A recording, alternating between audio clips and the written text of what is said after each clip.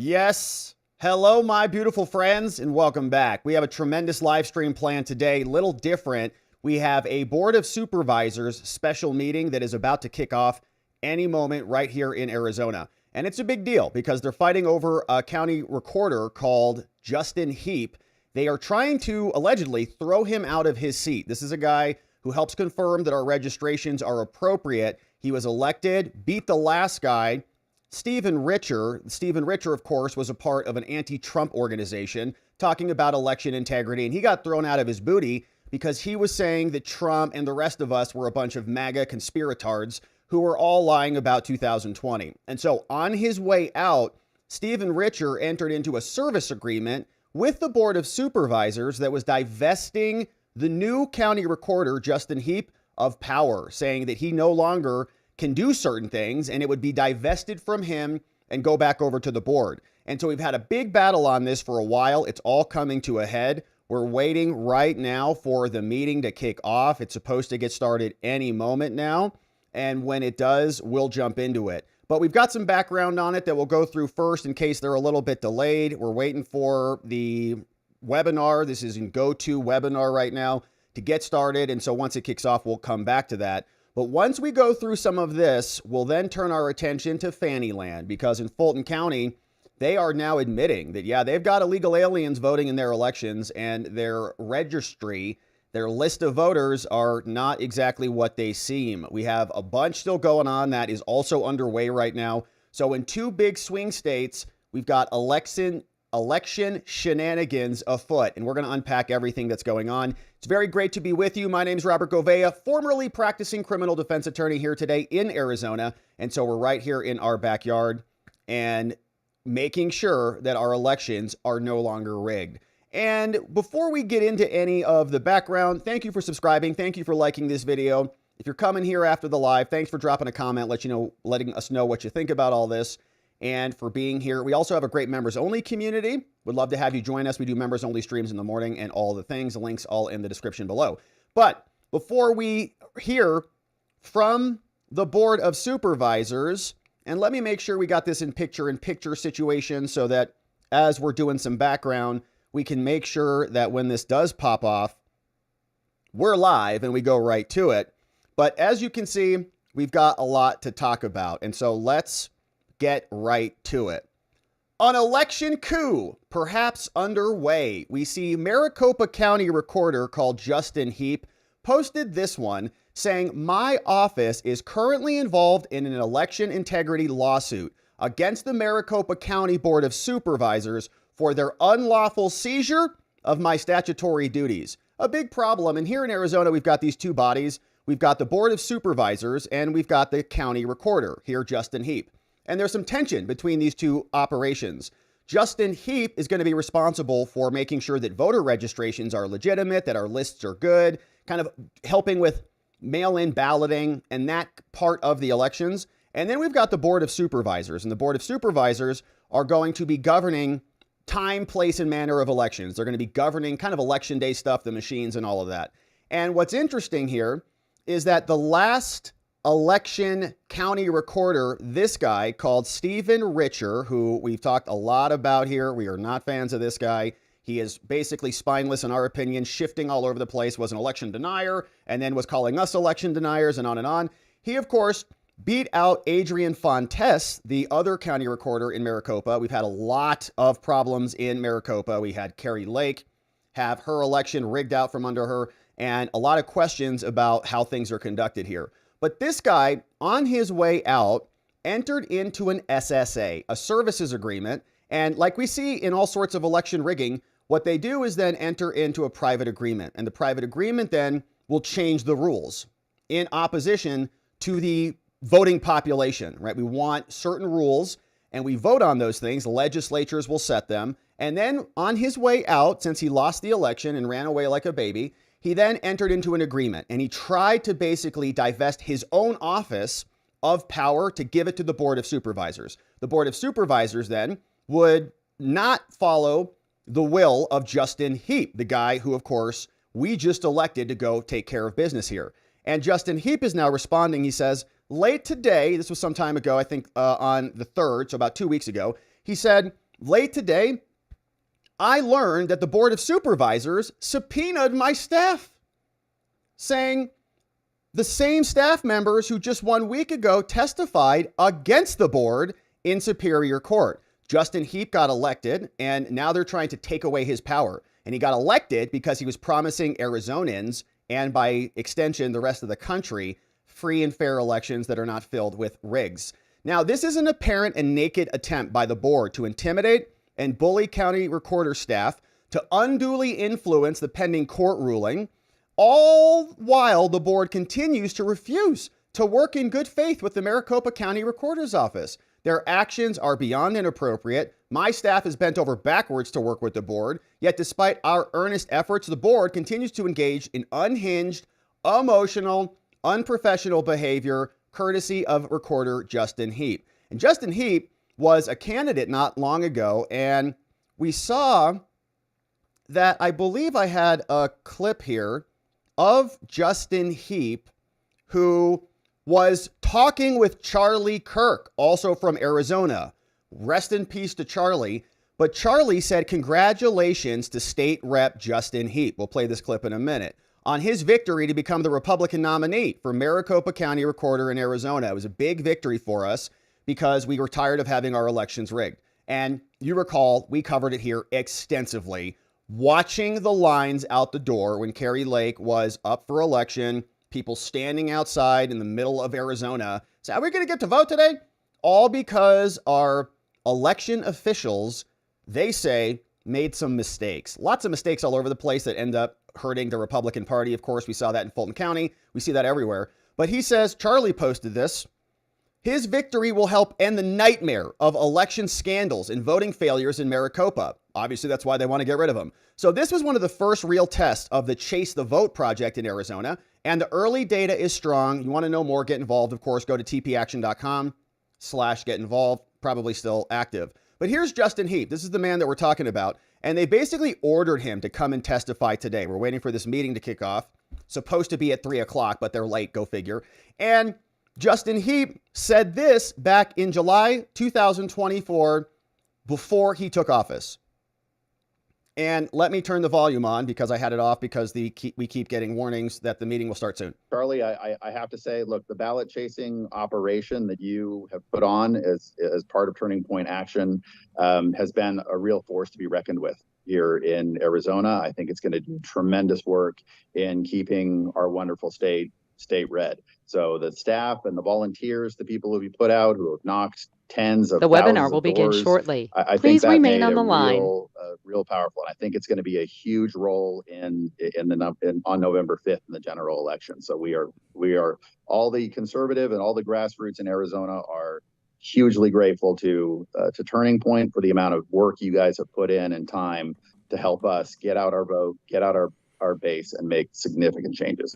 Well, thank you, Justin. And we have the data now to show it. We saw a major increase in low propensity voters where we were able to deploy these ballot chasers yesterday as a test pilot project. In fact, we were breaking 50% turnout in a primary. 50% turnout in a primary. I mean, you're lucky to get that high turnout in a general election in certain parts of the country.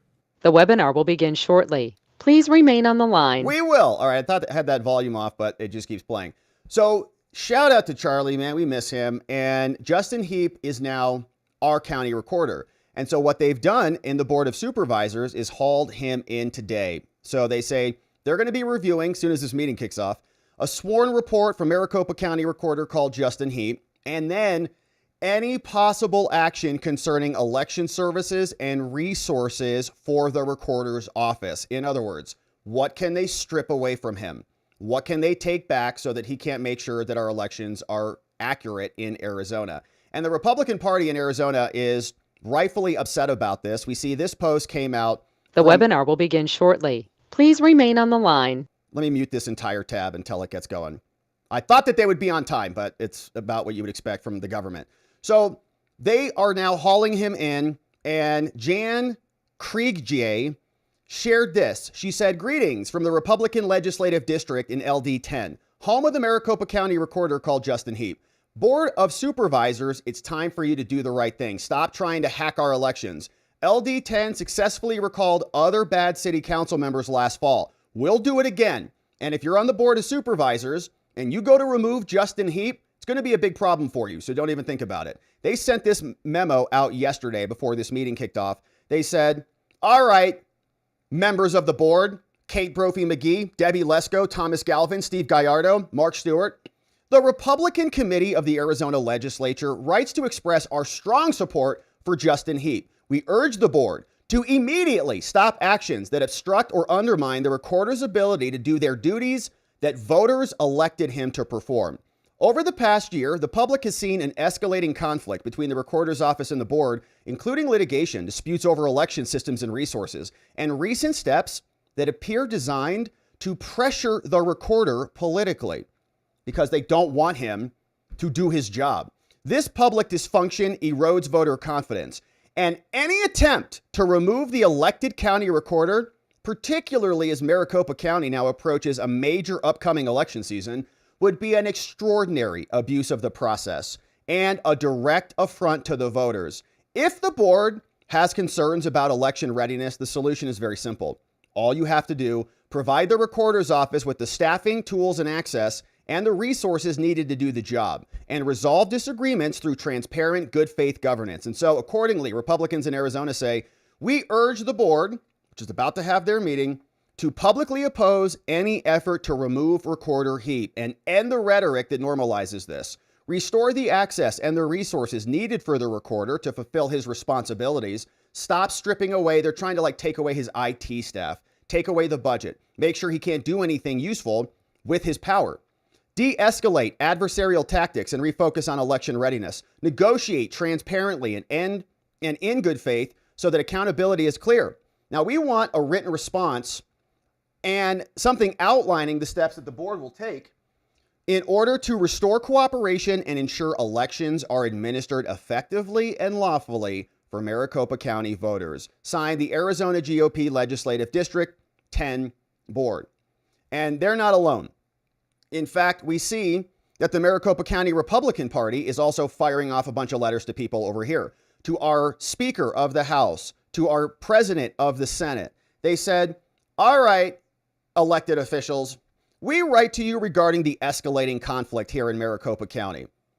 And this was a big, big county in 2020. Brett Baer came out. He's like, wow, Biden won Arizona. What time is it? It's like 4 o'clock. Saying, as you're aware, your previous brief in these lawsuits demonstrated strong legislative leadership. He was elected to be in his position. The prior county recorder entered into a settlement agreement and stripped him of his powers. And now this situation is spiraling out of control, they say. The board's actions have grown increasingly heavy-handed, including recent subpoenas to his staff, demands for his sworn testimony to come in here and talk about budgetary matters and more. And they're saying if he doesn't show up at this hearing, that they're going to remove him from office.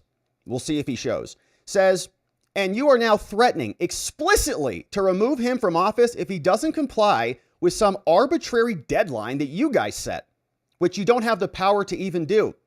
These developments are reported widely in the past few weeks. They represent an unprecedented power grab that deviates from the law. The law said one thing, and we saw this back during COVID. If you were here a part of this channel, we saw all of these agreements. We have elected leaders who are selling out their states and their integrity to make it so that the next people who come in to try to fix the rigged elections can't do it, whittling down the power of the office so that they don't change the outcome of the elections.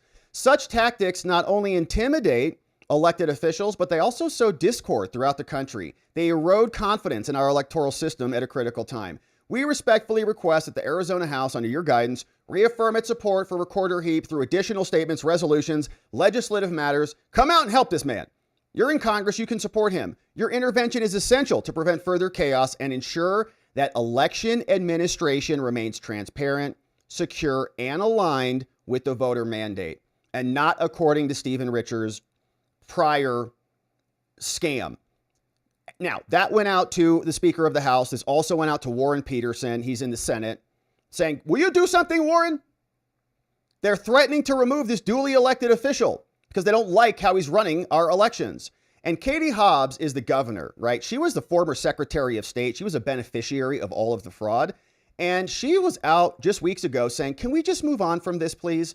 We want to just talk about like health insurance and other things. Here's our governor, who was the secretary, who was running against Kari Lake, who was a major beneficiary of the fact that Kari Lake's day of election votes could not accurately be quantified or counted because there were delays, sometimes as long as an hour, people standing outside polling places. And you can imagine you're a busy person. You're on the way to work. You're going to pop in to vote. You got to be to work by 8. So you show up at the polling place at 7:30. It's an hour. You just got to go. You got to go into work. Okay, I'll get it on the way home. Then on the way home from work, you go home. All right, I'll pop in the polling place. Another hour line out the door. Nobody can vote. And who votes day of election? Republicans, because we don't trust the mail-in balloting system. And so here's now Katie Hobbs, who has now ascended to the governorship, probably illegitimately, explaining she just wants to move on from all of this. But look, these ballots from the 2020 election, it's 2026. Check your clock. Yeah, great job. Great job. You know what year County it is. ballots have been relitigated over and over again, dozens of times. We're good on 2020. We know where we stand. We know who won that election. We know who lost. What are we doing? It is 6 years later. Trump is back in the White House. He won. That's right, he did. We have in spite of you people. And what we're trying to do is go figure out why you stole it from him in 2020, how Joe Biden got 81 million votes, how Arizona was called at like 230, and how there was no actual real investigation into any of this in the hindsight, in the aftermath. Americans who are struggling to get health care, their premiums just went up. We're not fixing. That's weird. I thought Obamacare, the Affordable Care Act, was going to be the one that solved all of that, Katie. That affordability is an issue. We're engaged in a trade war that's making things cost more.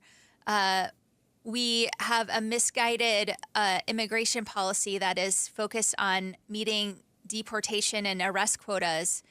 What are we doing relitigating an election from 6 years ago? Yeah, you sound very nervous about that. We're relitigating it because you were part of the fraud, in my opinion. And this is the same pattern that we see in Georgia, which we'll talk about next. Oh, looks like we might be live. Let's see what's cooking on the hearing and go back. Hopefully it is now kicking off, and let's get some volume on this. They're going to walk us through what's happening. By the Maricopa County Attorney's Office as it relates to the lawsuit Heap versus Galvin. As you will recall, the original lawsuit was filed against the board and each of the 5 supervisors. And the board has been represented in this matter by Mr. Corey Langhofer. Now we have a separate counsel representing one supervisor, Mr. Stewart.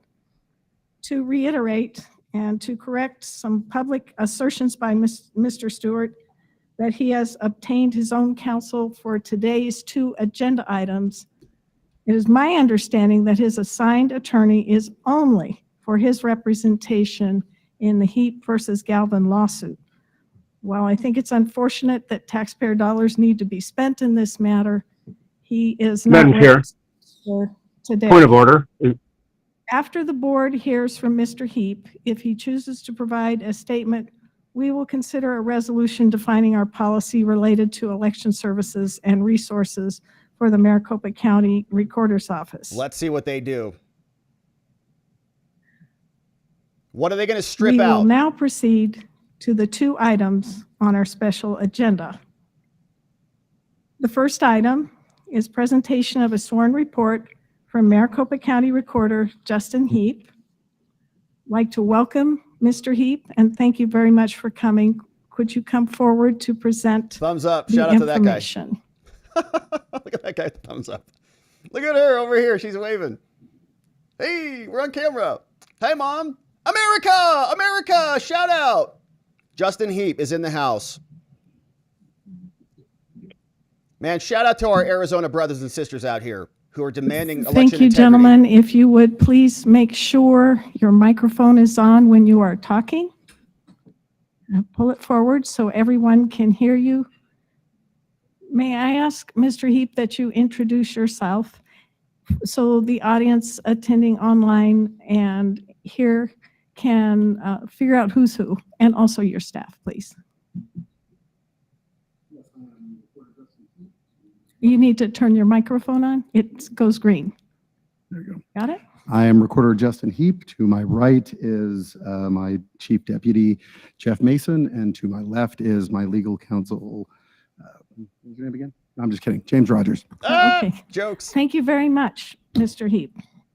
Now, Mr. Heap, the board will not be compelling you to first of all, in relation to the presentation of information and testimony, Madam Clerk.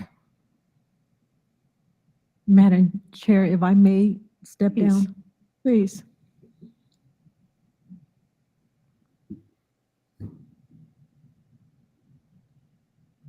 Mr. Heap, item of housekeeping here, please.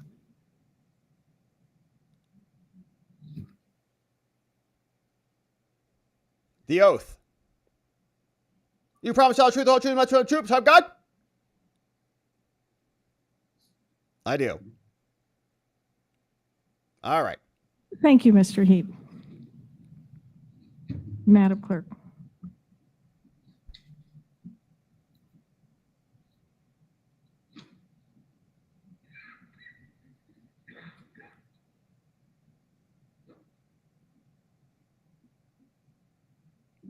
Brought a whole box. Mr. Heap, the board will not be compelling you to answer questions today, but I invite your voluntary statement regarding the information you are presenting.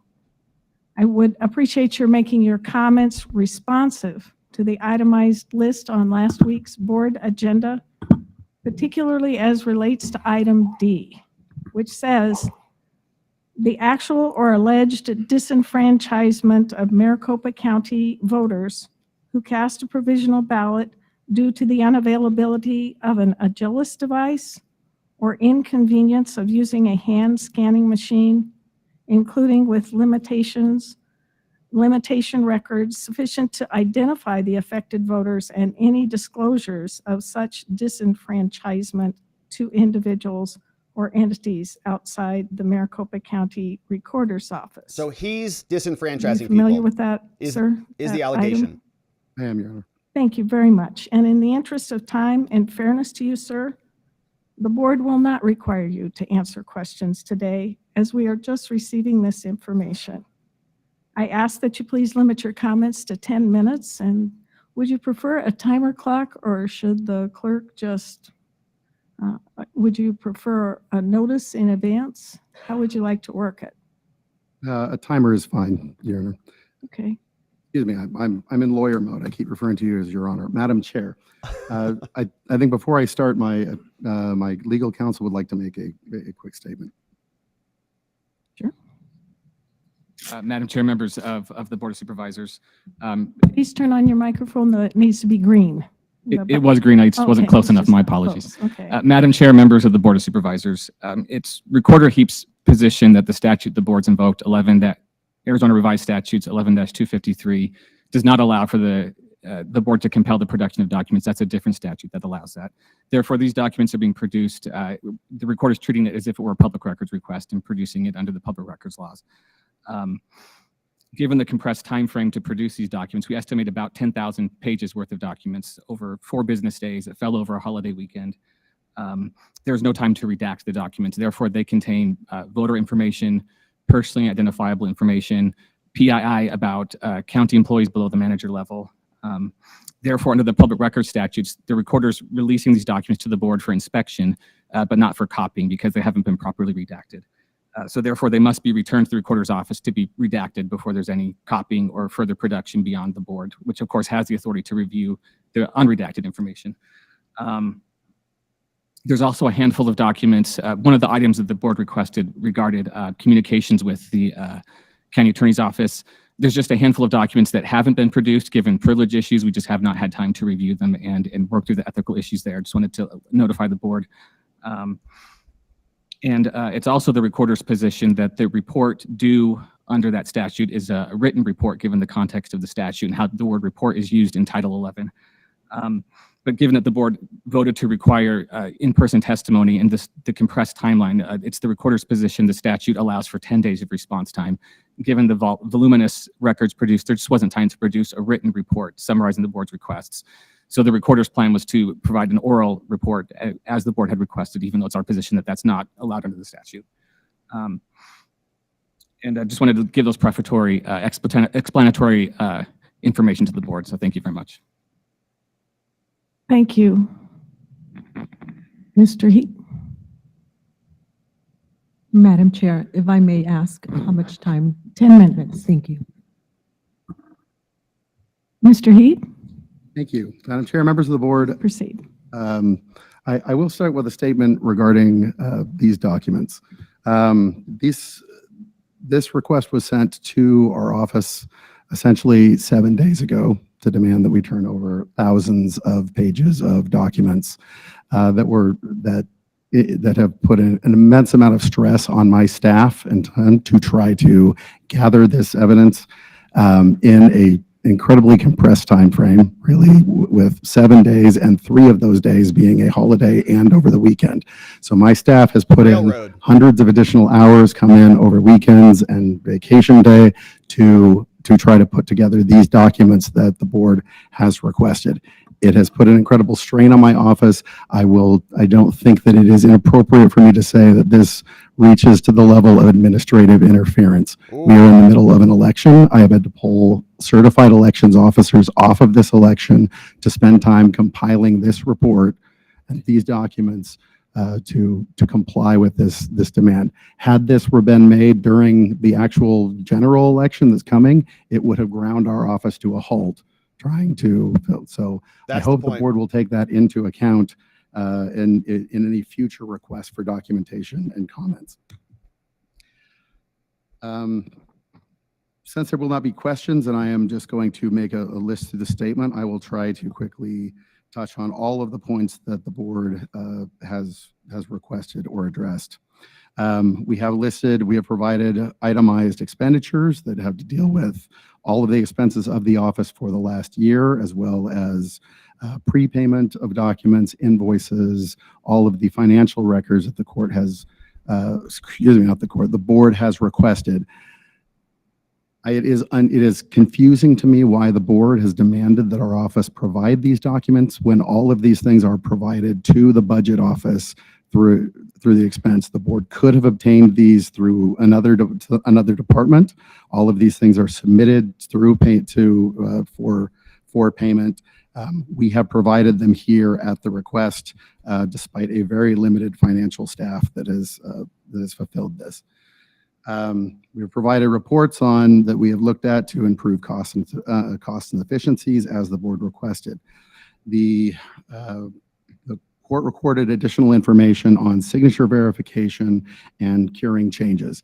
I have made a detailed explanation of this to the board on our previous at the previous hearing on the canvas. I will simply repeat it again. We have reworked our signature verification, and quite frankly, I think we have one of the best signature verification operations in the country now. Amazing. We have managed to not only increase efficiency and the workflow of how it's done to get it done in a much faster period of time, but we have put multiple layers of bipartisan checks in place so that it is transparent, so both parties and people of any party can be certain that that this system is being done fairly.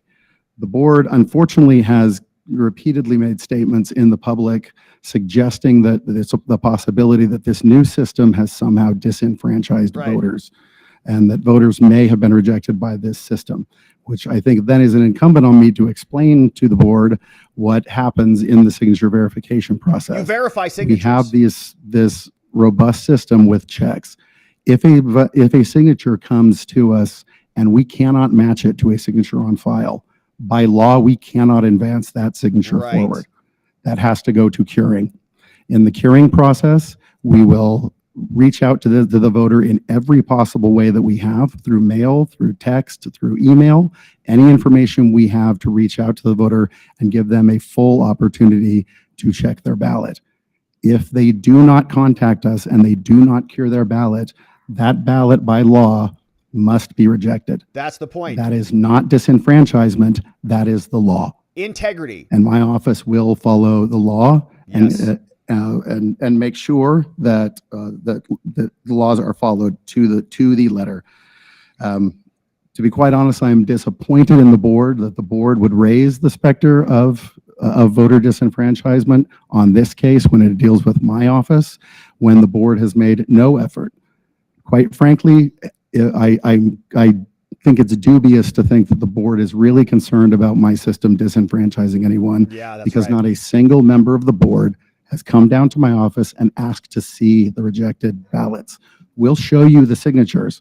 It will take all of 3 minutes for you looking at them to realize these signatures do not match. Incredible. But the board, unfortunately, has been willing to put this out and have speculative, theoretical voter disenfranchisement. So the board now seems deeply concerned about the word disenfranchisement, but had no concern about raising it with no evidence against my office. The SEB program. I will explain this now for the third time in front of the board and why we made this change. Special election boards were set up under federal law under NAVRA. NAVRA empowers us to hire special election boards specifically to help people in need vote, who need assistance with voting. Unfortunately, we became aware when we came into this office that starting under Adrian Fontes and through the prior administration, that this program had been greatly expanded to allow full-time election workers who would remain with the office and between elections would continue to do voter registration through the SEB program. This is not contemplated by the federal law, and quite frankly, I believe it violates Arizona's law, which says that we cannot spend money on voter registration efforts with full-time employees. And so we decided to put an end to that program and pull back the SEB to what it is intended to under law and to assist with voter assistance. Now, there has been discussions. We do want to make sure that voters who do need help with registration are still served. So we moved that program over to our deputy registrar program. Those are volunteers. We have set up volunteers across the valley. If there is a facility, such as the one that was mentioned, that requires or needs the requests from us for assistance with a voter registration drive, we will send deputy registrars to that facility to provide reports and give assistance. But that has to come from the office. And Supervisor Lesko has made points to a specific case. I will restate for the third time on the record, we have reached out to that facility. We have made our office available to provide them with documents to send DRs. I have been offered as recorder to appear in person if they would like me to come and make a presentation to that facility. So I hope that puts this matter to rest. 2 minutes to spare, baby. Nice. Ahead of schedule. Under budget and ahead of schedule. What do you have to say about that, board? I will talk about I will skip some of the other things. Not done yet. The board is free to ask me questions. I want to make sure I report on each of the areas that the board spoke about. As to NCAO usages was requested by the board. Yes, Runbeck runs a check of the National Vote Change of Address Form database prior to every election, and we remove those that have been changed to another state. We still do have people who do not fill out the change of address form and maybe in another location, and we try to deal with those, but that is systematically done. With the concerns about expense, the board should be aware that that my office did investigate our use of the USPS. We discovered that the United States Postal Service has been overcharging Maricopa County for quite a few years. We have worked with them. We will be receiving a refund of $500,000 from UPS to help to defray the cost of everything going forward. It is we used to give awards in this county for people who saved the county money. Now we get subpoenas. Nice. Now, I will say, nice. As to the issue of the Agilis machine and the specific questions that were raised, the testimony given by Janine Petty did not refer to a specific instance of voter disenfranchisement, but she is pointing to a fact that in previous elections we have struggled to be able to complete the number of provisional ballots that are provided within a specific time frame. That is why we have requested the use of an Agilis machine to help speed up that process. An Agilis machine is ultimately a ballot sorting machine. Now, the reason why we are requesting one, and we are requesting use of the legislative funds to make that available. May I finish on this point? Please. Yeah. 10 seconds. The reason why we are requesting this Agilis machine is that it will ultimately help us to sort these ballots faster. The struggle that we have with provisional ballots as they come in a major election, we may have 20 to 30,000 or more provisional ballots that come in. Each of those provisional ballots has to be checked in and verified by our VR team before they can move forward and be processed. The trouble is that many counties, even smaller than Arizona, smaller than Maricopa, have an Agilis sorter. Maricopa relies on hand scanners. So we have to have people go through and literally by hand scan in each of these ballots. This is a problem if we have 20 to 30,000, because our employees have to, as we're going through and certifying, let's say we verify 800 of these ballots. We have to have employees go back through and use hand scanners to identify, to find these specific ballots and pull them out to get those over to the board so that they can be processed for tabulation. And this process has to be repeated over and over and over again. It is labor intensive. It is difficult. What the Agilis machine would allow us to do is, as we are scanning in these, as we are verifying these provisional ballots, we can simply put them into the sorter. We could put 20 to 30,000 into the sorter, and in 45 minutes, it will pull out all of the ballots that we've verified. And we can be doing that throughout the month so that all of these can get verified one way or another before the deadline. And that deadline is shortening next year. It will shorten down to 6 days that we have to get this done. So we have requested this machine. Now, the board has specifically asked, well, can we use the machines at Runbeck? It is possible to use the machines at Runbeck, but it creates a couple of problems. Number one, Runbeck system does not link up to our voter registration database. They receive a file that contains our database, but we have to run that file back and forth. If we want to use Runbeck's machine, it creates a chain of custody nightmare.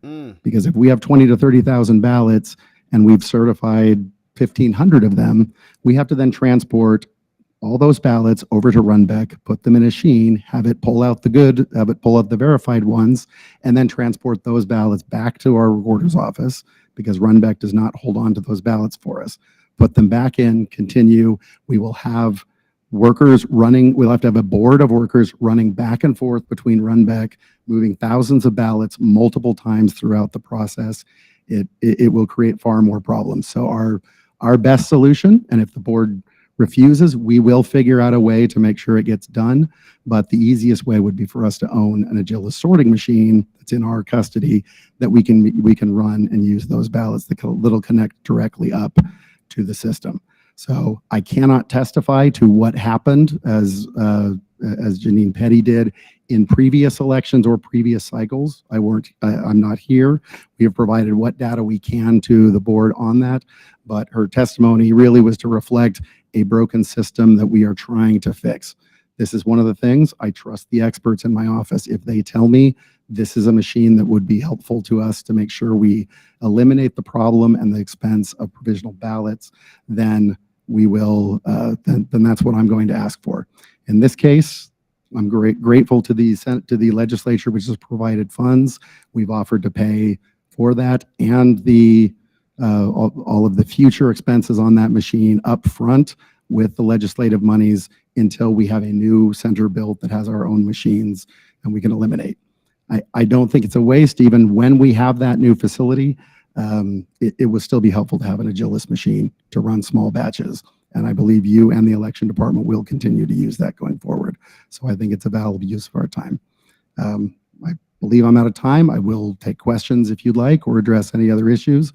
I want to make certain that the board feels that this report addressed their concerns or issues. Thank you, Mr. Heap, and I appreciate your offer to answer questions. Let me start with Vice Chair Lesko. Thank you, Madam Chair.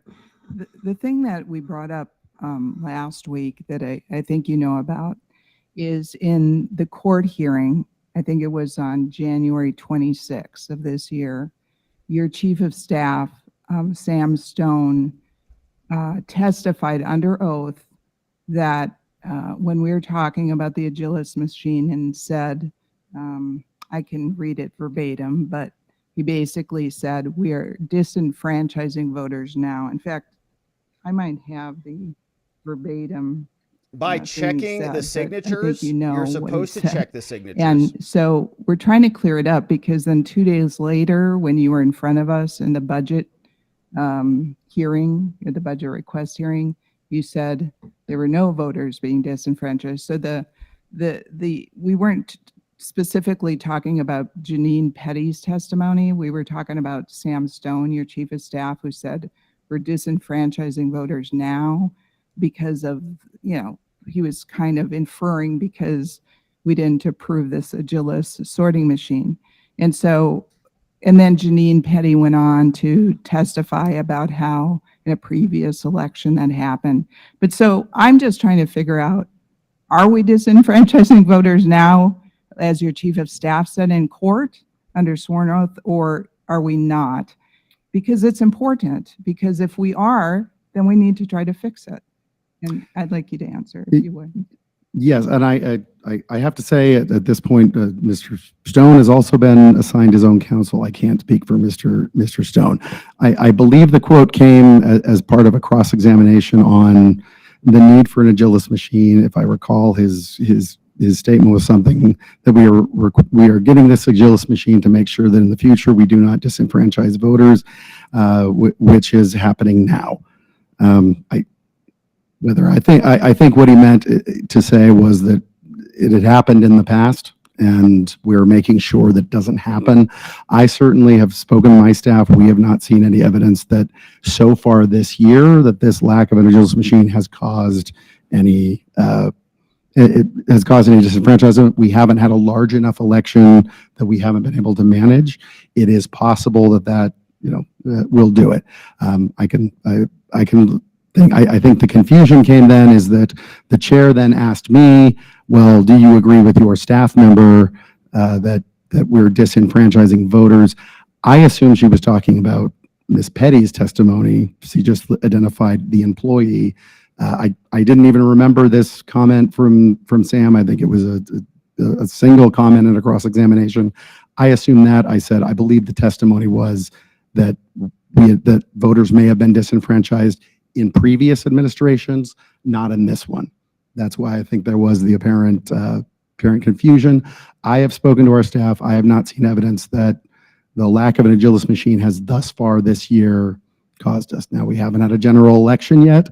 This will be a struggle for us, whether we have it or not, to make sure that we can get it done in the time frame. But that is my understanding of the confusion. And thank you for that answer. And Madam Chair, I guess I don't know how to, it would be appreciative if you went back and corrected the court record then.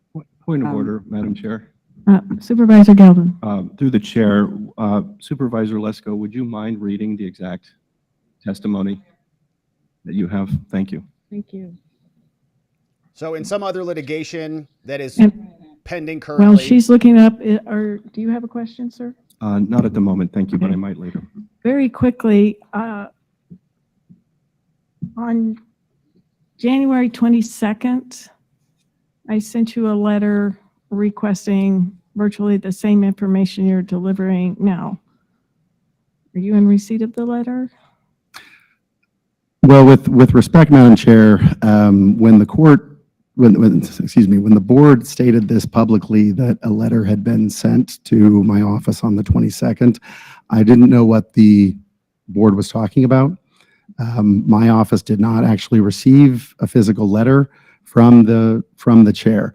I then went back and ran a search through my email, and I found a email directly from the chair to my email address with just an attached PDF, a of a letter. It wasn't CC'd to any of my senior staff or my executive, to no one else. It was literally just from you to me. It is a very busy time right now with the legislative session, dealing with the Recorders Association and everything else. I get dozens and dozens of emails a day. If this email was just attached as a nondescript PDF with no flag or urgency or anything to make it clear, I did not see it until after it was addressed by the court. So in the future, I think the standard practice would be to actually send a physical letter downstairs and make sure that our staff received it. That would have certainly given us more time to address your statements or concerns before this. Thank you, Mr. Heap. Back to Vice Chair Lesko. Thank you, Madam Chair. In answer to Supervisor Galvin's question, I finally found the copy of the testimony. And it says, and this is Sam Stone saying this under oath in court. So Heap's chief of staff 26 in other litigation. He answered, we had two, and we're talking about the Agilis machine and how there wasn't a place to put it and that type of thing. We had two potential places.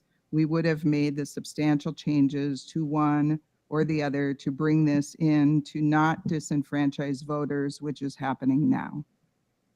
And that was the crux of it. And so thank you for your testimony. Kind of a squirrely statement. Are there any other questions from board members? Madam Chair. Mr. Galvin? Very loud. Madam Chair, Recorder Heap, when you talk about signature verification, is the legal standard a perfect match or broad characteristics? Broad characteristics. Thank you, Madam Chair. Thank you. Thank you. Supervisor Stewart. Thank you. Thank you, Madam Chair. Recorder Heap, is there anything that you weren't able to share with us that you would like to share in that 10-minute allotment that you had? This is a pretty big issue, and I think any sunshine that you can provide, that you'd like to provide to the community, would be welcome. Mr. Stewart, what was the question? You're a little... Is there any... Was it breaking up? A little bit, yeah. Open floor. Justin, is there anything else that you would like to share that you weren't able to share in the 10 minutes you were allotted that you think the public and the board need to know? I understand. Thank you. Mr. Heap, do you have any final comments? No, not at this time, Madam Chair. Thank you. Madam Chair. Mr. Stewart. Thank you. I'd like to make a motion that we declare that we've received this report from Recorder Heap and that the recorder's fulfilled his official duties as regard to the request made pursuant to ARS 11-253, and that establishing the report has been satisfactorily received and no action can be taken further, and that he's made and fulfilled his duties within the statutory period of 10 days. So you can't remove him. Thank you, Mr. Stewart. There's a motion on the table. Is there a second? Come on. Come on. The motion dies for lack of a second. Oh, Madam Chair. Oh. They're going to try to remove him, it sounds like. Excuse me. Mr. Galvin. Madam Chair, Recorder Heap, your Chief of Staff, Sam Stone, testified to us that MCAO had approved your mail ballot plan for the CD7 race last year. County Attorney Rachel Mitchell has denied that. Then Sam Stone told the court that he had told MCAO about the plan by sending them his written election plan. As far as we can tell, that document never disclosed that your office would be mailing ballots to people who did not request them. How do you reconcile Sam's testimony to us today, to the court, and to those documents? Well, thank you, Madam Chair, Supervisor Galvin. I appreciate you asking this to give some clarification on what happened in this case. This issue came about because we were running our first election. It was the CD7 election. Now, I certainly wanted to use this election as an opportunity to show the board that we could work collaboratively together with the election department, that there would not be any issues going forward. During our discussions with the board's election team, we became aware that there were two precincts, in the very southern corner of Maricopa County that that would not have a polling location placed within an hour of their homes. These two precincts, I believe, if I recall, together made up 157 people. Of those, there were 37. Yeah, 37 sounds right. Give or take a few. I'm trying to remember back. Voters who were not on the voter list and therefore would neither receive a ballot or have an opportunity to vote at any election location near them. So we wanted to make sure that those voters would be allowed the opportunity and would not be disenfranchised. We spoke with our election director, who said that in previous elections, we were able to present this, we were able to combine these, and under law that we would be able to essentially offer these 37. So the board unfortunately has repeatedly restated this over and over again to imply that I tried to implement universal mail-in ballot across the entire election, which is something I did not do. This deals with about 36 voters in rural Arizona that would not be given a polling location. Madam Chair.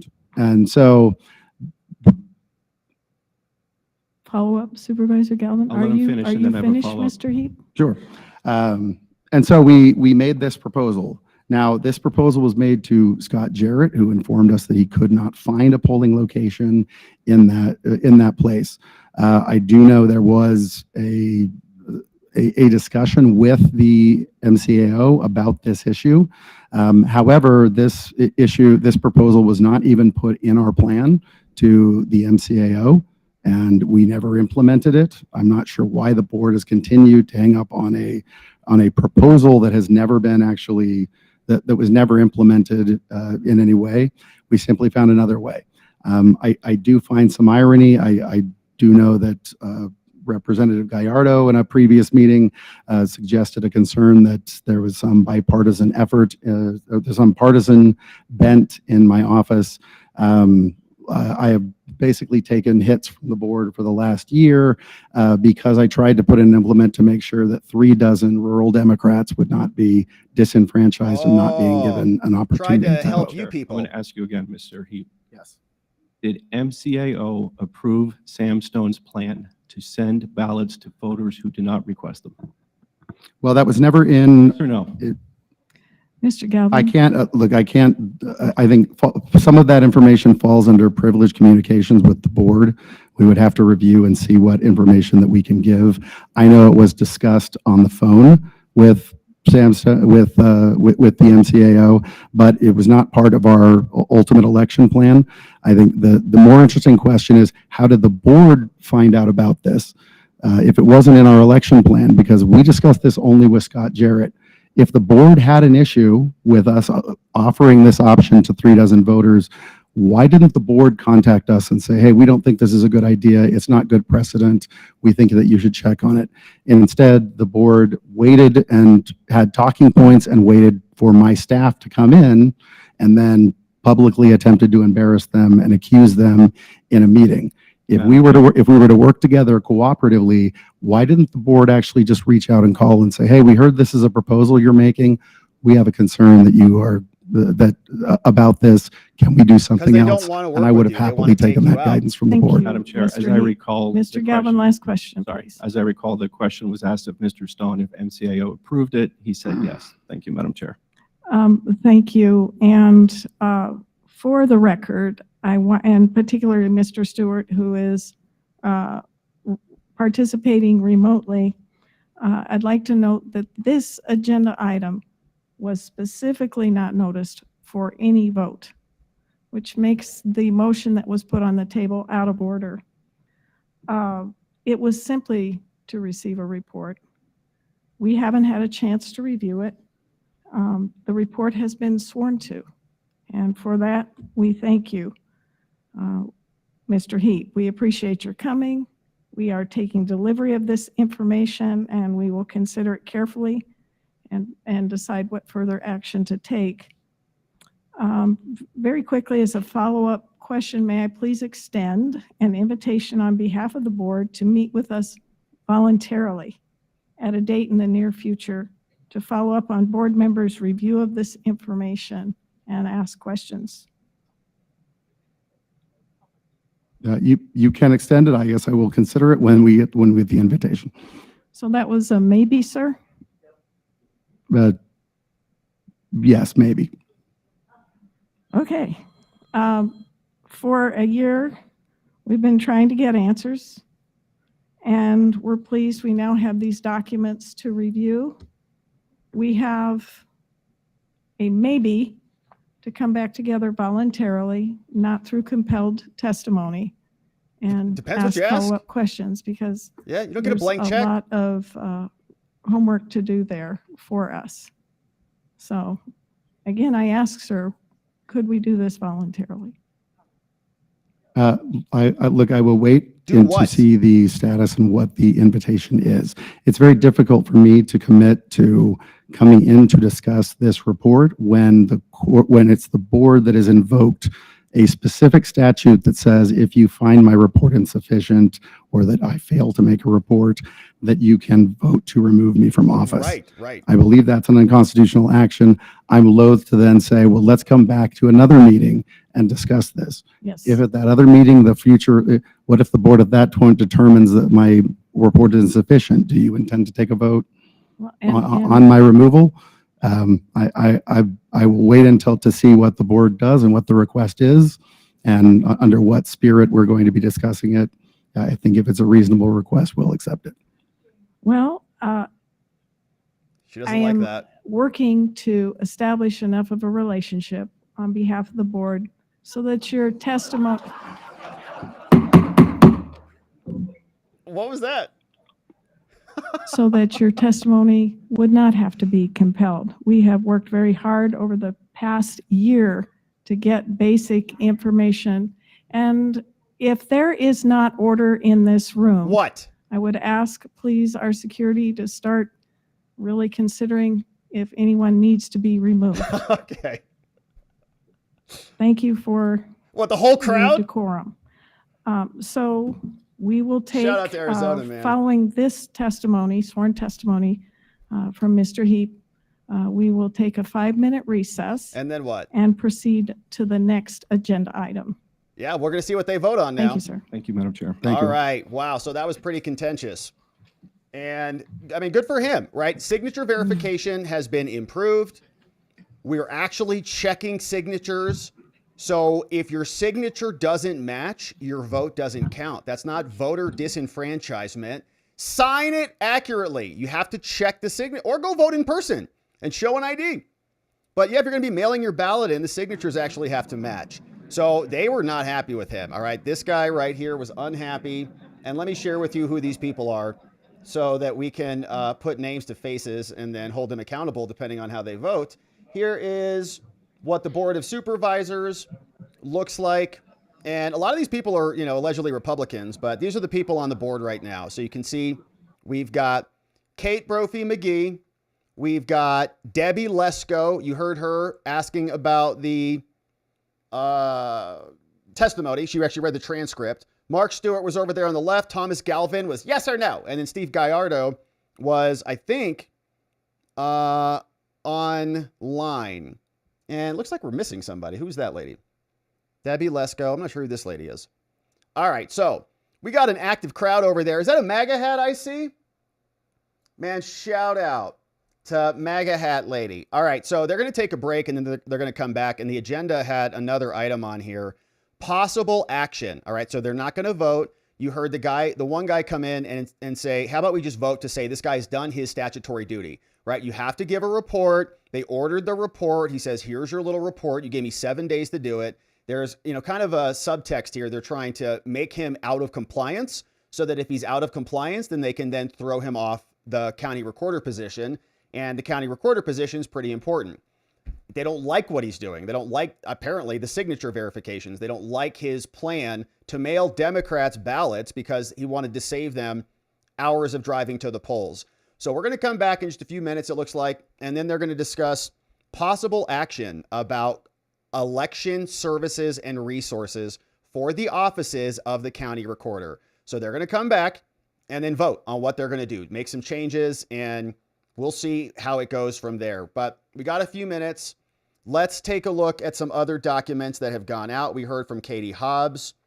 We also, oh yeah, look at this. So the county recorder's office, speaking of verifying things, said he posted this some time ago, back on the 13th. This is from Justin Heap. Okay, this is the guy who was just testifying. He said, for immediate release, the recorder's office now identifies 60 non-citizens who previously voted in Maricopa County. How? I thought that there were no illegal aliens voting anywhere. Weird. They checked using the SAVE database. He says, we checked a bunch of these as part of our effort to confirm full ballot eligibility for 61,000 Maricopa County voters that were affected by an issue where we had this MVD problem where if you got a driver, there was something going on like years ago. If you got a driver's license, then they would just put you in the automatic voter rolls without checking, and then they changed that. But there's this big bucket of people that were never validated as actually being legitimate voters. So he says we got 60 non-citizens, which is a pretty small number out of this 61,000, but these are old registrations. We were talking about this, I think it was like 20 years ago is when this was all happening. But the Maricopa County Recorder's Office finally conducted a review of these records. They used the federal SAVE database, and they've identified them. Scott Pressler saying, wow, maybe we should have the SAVE Act to actually figure out what's going on here.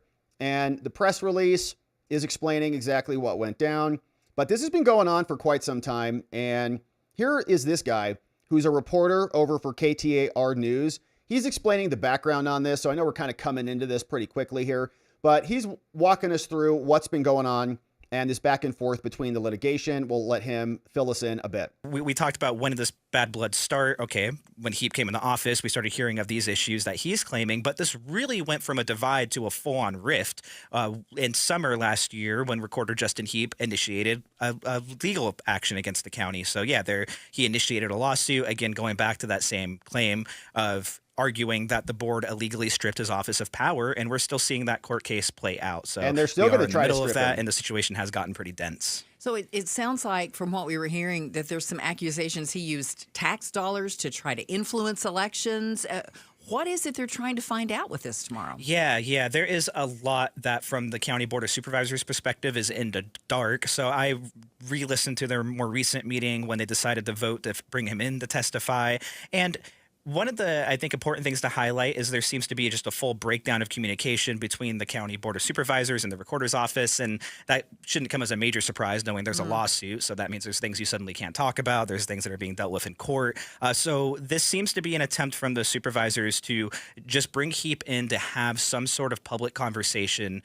We played a soundbite at the beginning from Chair Kate Brophy-McGee, who talked about wanting to sort of sort through what's misinformation and what's real. And again, we've just heard from these county leaders that they are not communicating with the Recorder's Office. They're not hearing back when they ask questions. So I expect from this last year till now, they may be trying to ask him about a variety of different topics that they, again, say they haven't been able to get answers on and hear back on.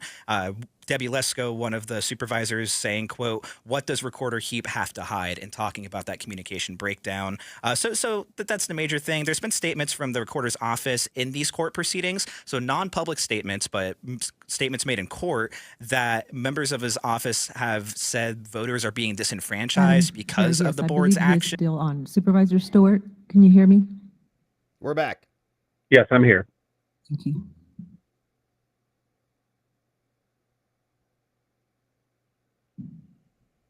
Still missing a board of supervisor. And there was more here. So this gives us some background on that special services agreement that they signed in here. Remember Stephen Richer? And this was a background from a letter that happened basically a year ago, April 11, 2025, to the chairman Galvin at the time on the board of supervisors. And this came from a letter from this guy right here, Mark Stewart, also on the board. And he sent this letter in, and he's explaining how this whole thing is breaking down. He said, I'm asking you to encourage a swift resolution on this. I've been actively engaged in this for some time. This whole process began back in January when discussions with Heap started. We scheduled our first meeting about the 2024 SSA. That SSA is that service agreement that Richer entered on his way out in order to shackle Justin Heap, to tie his hands behind his back so he can only do certain things. Since then, we've had a lot of conversations, many executive sessions. All this breakdown in communications nonsense. Lesko, you just heard from her, and I held a productive meeting to fully understand Heap's request. We reported our understanding back to the group. I've consistently advocated for moving this forward. I've discussed this issue with Recorder Heap and you and supervisors and Brophy McGee, the whole board. I'm pleased that we achieved a breakthrough with the understanding of these requests and we have a consensus on the way forward. But here's what District 1 says. The current SSA, which is the agreement that kind of binds both sides, the county recorder has certain roles and responsibilities in elections. The Board of Supervisors has other responsibilities. Stephen Richard drafted the previous agreement, the services agreement, the SSA.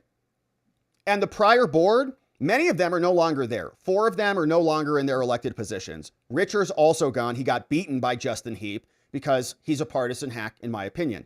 The 2024 SSA, as written, that is now binding Heap, it removed key functions from the recorder's purview, particularly over IT staff, certain systems access, he can't touch certain things, and direct administrative oversight vital to voter registration and early ballot processes. So given this, a thoughtful review and a revision of the current agreement is both appropriate and necessary. And it is, in my opinion, that these changes from 23 to 24 by Richard have impacted the recorder's ability to actually fulfill his statutory responsibilities. It's going to strain interdepartmental cooperation and workflow. You stole his power from him, and now you're asking him to acquiesce to the theft?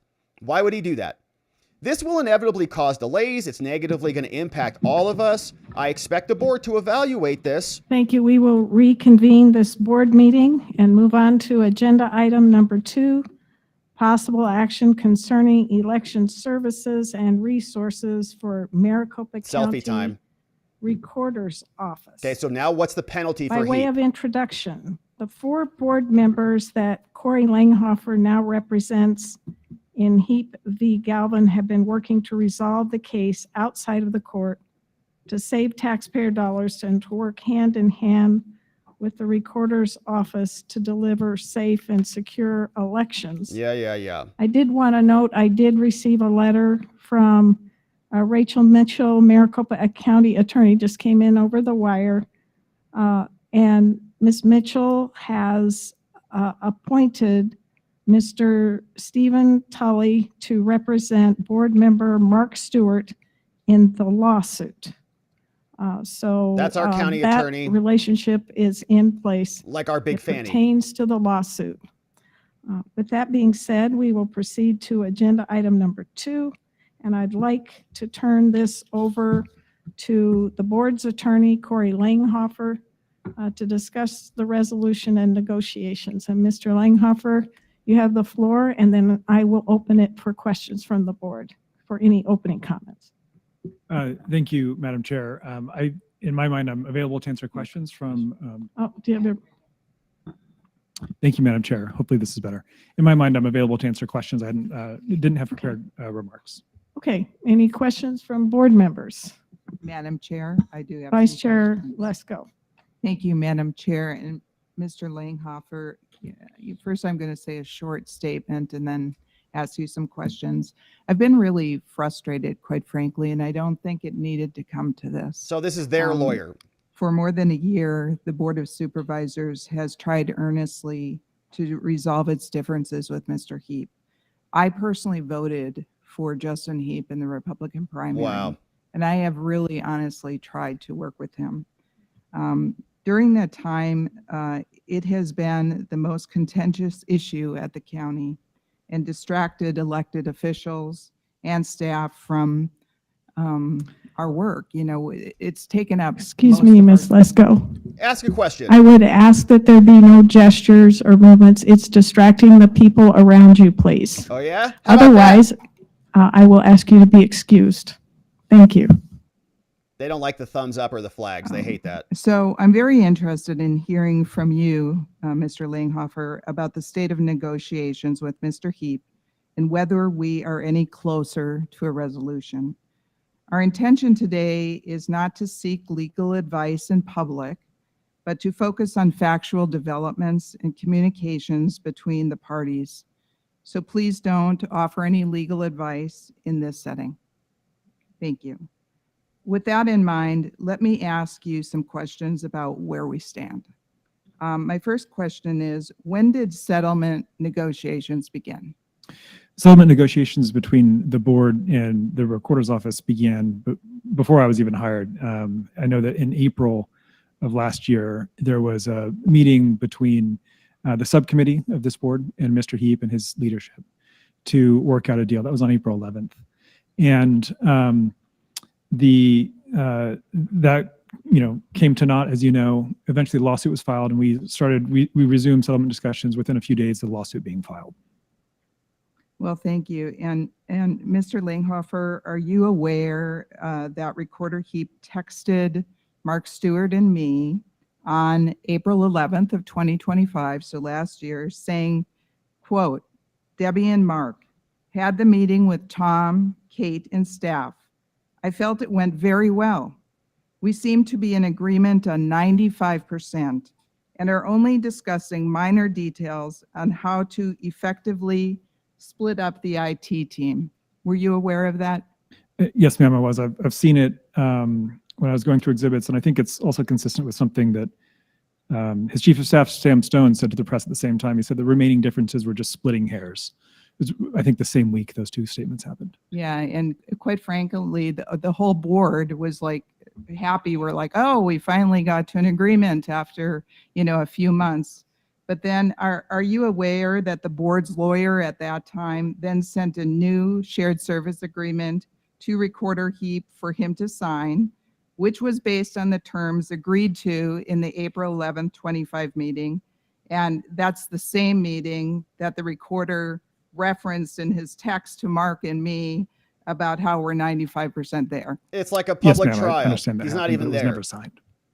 Why didn't you ask And him are those you aware questions? that the board waited for a response from Recorder Heap, and that instead of responding, unfortunately, Mr. Heap fired that attorney, which was the second attorney he had and replaced him with a third attorney? Yeah, it's his office. I wasn't on board at that time, but that's the way the story has always been told to me. Thank you. Guy's not even there. Have settlement discussions continued since then, Mr. Langhofer? Yes, ma'am. I saw the counsel for Mr. Heap in November, shortly after the TRO hearing, and we sort of started conversation then about settlement, and then that's we sort of ramped up again in mid-January before the most recent evidentiary hearing. So it's really been going on since April of last year.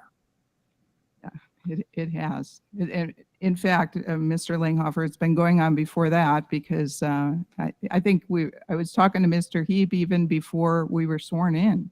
I was trying to figure this out. Mr. Langhofer, what did Judge Blaney say about settlement at the last evidentiary hearing in late January? And that was in the court hearing where Mr. Heap sued the Board of Supervisors, and so we went to court. Judge Blaney ordered the parties to try to settle this case. I think most judges are uncomfortable being asked to exercise the power of an elected body, a policy body like you. And so he told us at the January 26th hearing, he told us the same thing. I don't know that it was an order, but he really asked us to try to settle at the hearing we had since then. I think he's actually said that every time we've talked to him in this case, even like status conferences, he encourages us to just wrap this up between the parties. Well, and I wish we could. That's been the objective. How about all you give him along, his and power I back? really That'd be honestly believe the board has really tried to get there. Have we followed the judge's order to attempt the settlement? Yes, ma'am. So he ordered us to have a meet and confer about settling, lawyer speak for just try to talk it out, no later than January 12th. And he gave that order at the January 26th hearing. Before we left the courtroom that day, Mr. Heap's lawyer and I talked for, I don't know, maybe 5 minutes. And I sort of said, look, in my mind, here's what would probably work. What if we handle IT this way and elections this way and so on. So we got the ball rolling. I think that was perhaps a Monday or Tuesday. By Thursday or Friday, we'd given him our sort of deal points. And then he responded in writing January 30th. We responded in writing February 11th. So it's been going back and forth since then. We certainly did it before the judge's deadline of February 12th. Thank you. And what has been Recorder Heap's response to the most recent offer that You sent his attorney back last week on February 11th, a week ago. What has he responded? We have not got what I could describe to you as a serious response. I think it was Sunday, the events have been sort of unfolding relatively quickly. So on Sunday, it was bothering me that we hadn't heard from him. So I called Mr. Heap's lawyer and said, hey, we've got this offer outstanding. We're going to court over all this stuff, spending a bunch of money. Are you going to respond to that settlement offer? We're really close, honestly. Like what we were proposing, what they're talking about is really close. And didn't really hear back from him again until Monday, substantively. And on Monday, he said he read me some points that I gather were written down because he was reading them to me. And, so some of those are fine. They're what we proposed. Some of them are a little bit different, maybe not a big deal. Some of them probably wouldn't work, but we're kind of in the zone at that point. This is Monday night. So I said to his lawyer, said, great, send those over. I'll talk to the board. The board wants to hear a settlement offer. Let's present that. And he said that he would not be sending it over. And is that something that normally happens in settlement negotiations, that they just say, we're not sending you a response? This is not normal. You can reject the settlement. Yeah. It is. You certainly do see people reach a point in settlement negotiations where you say, we've tried. No we deal. We can't settle. We have to fight. Yeah, no deal. But in this All the case, time. Happens all the time. it's a little bit different, right? Like my perception was that he was reading to me their deal points, but he wouldn't put it in writing. And his request to me was that I should put in writing his deal points and send it back to Heap as though it were your offer. Let's see if they vote to remove him tonight. It's not their offer. You've got their offer. It's in writing. Like that is the offer. And I don't know. The call might have lasted 10, maybe 15 minutes. And at the end, he said, "I'll try. Can't make any promises." And what was his explanation for refusing to send it over? Well, I remember two things. One of them was, why did you ask him? Mr. Heap feels upset about the way the negotiations have gone. His perspective, as it was relayed to me, was that the board hasn't given enough ground. That he feels like he's given ground. He feels like the board hasn't given ground. Exactly, like any Obviously, we negotiation. disagree, but this happens. This is a railroad, and man. The other thing, so he didn't want to respond because he thought he'd given too much writing. He didn't want to even reject it in writing, just no response. And then the second thing he said was that there was a tweet that you, Supervisor Lesko, had sent out earlier that day. This is Monday now. And he said they just wanted to construe your tweet as an offer from the board. And so I should send over your tweet as an offer, which was surprising. Yeah, normally these things are several pages long, right? Negotiated settlements, not a tweet. Where did you leave the conversation on Monday night? I asked him to, I don't want to say that I asked him repeatedly and forcefully, like, you know how this works. You've got to send it to me. Like, I can't take an oral offer because if we accept it, then you'll just say it's not what you offered, right? Like, I need it from you in writing. The board wants to hear it. Like, there's 5 people who want an offer. And he just said, I'll try. Can't make any promises.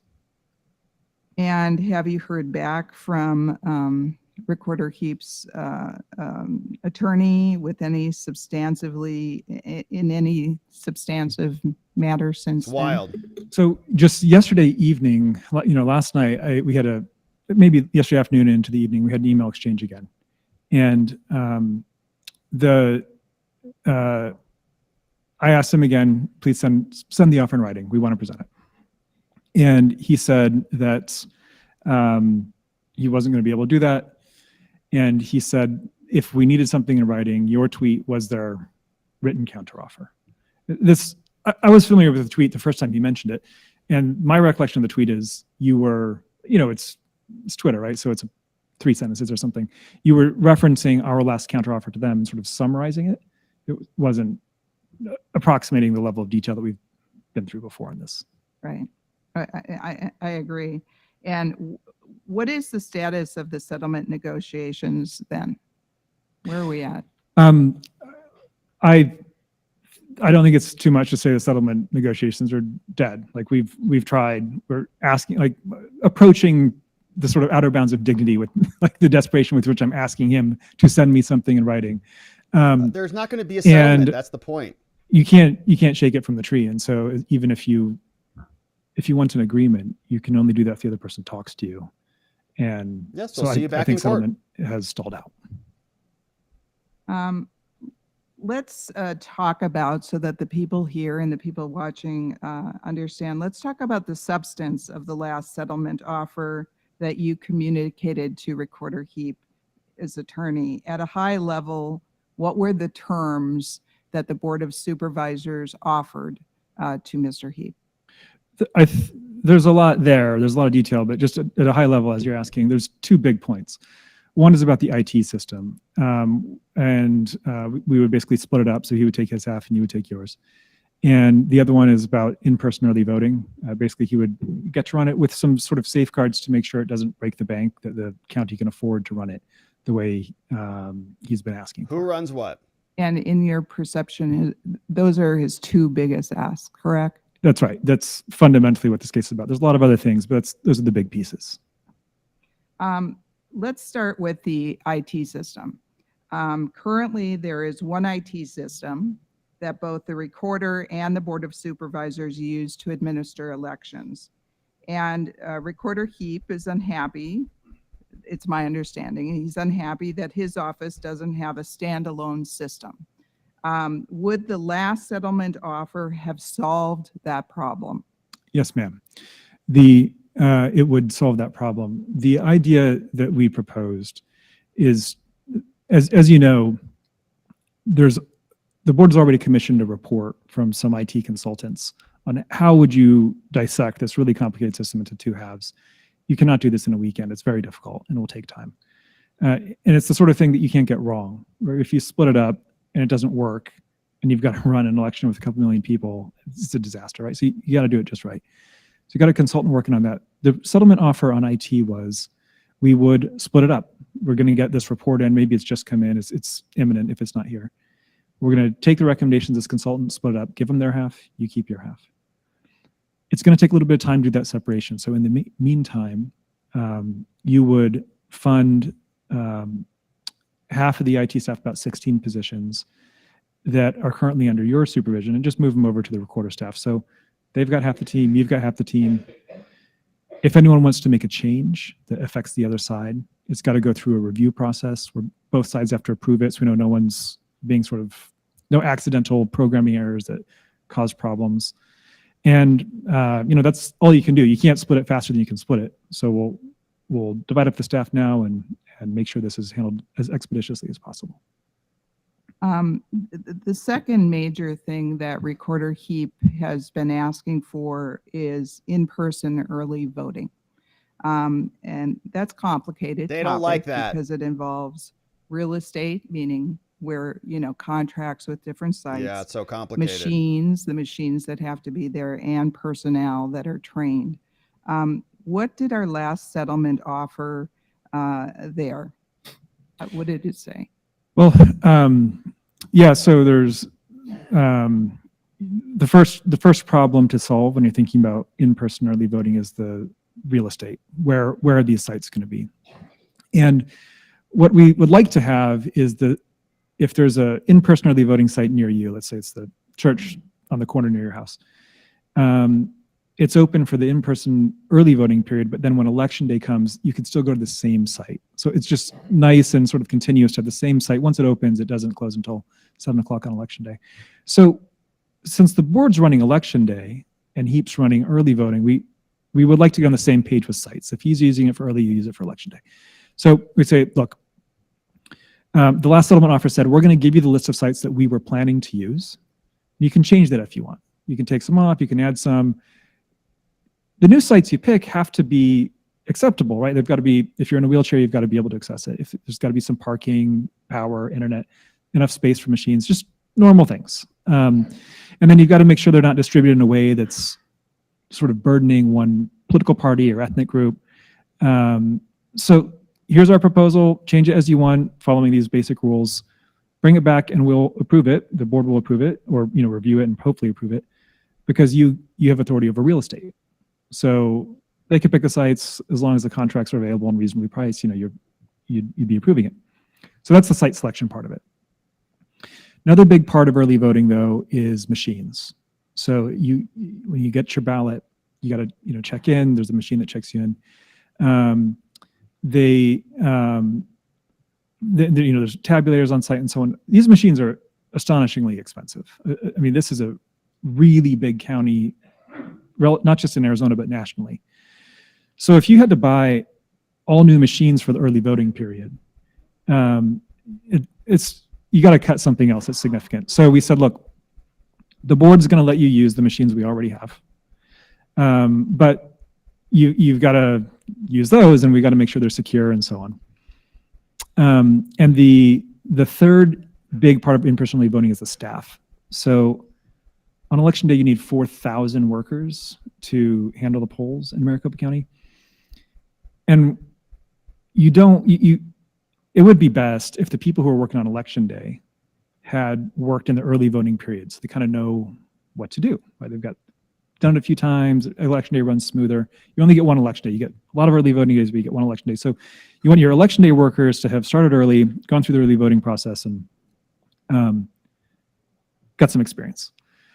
You also don't want a bunch of people who work just election day and then a completely separate team who works early voting, because then you're like hiring twice and you're training twice. It's more expensive, right? So the last offer was we would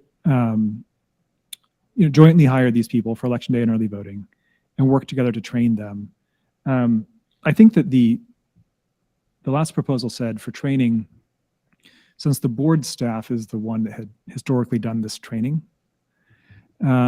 it would take the lead on preparing the materials and doing the trainings. Great if the recorders people could attend those trainings, but your folks have the experience with it, so you take the lead on training. That was the high-level summary of the last offer we sent over.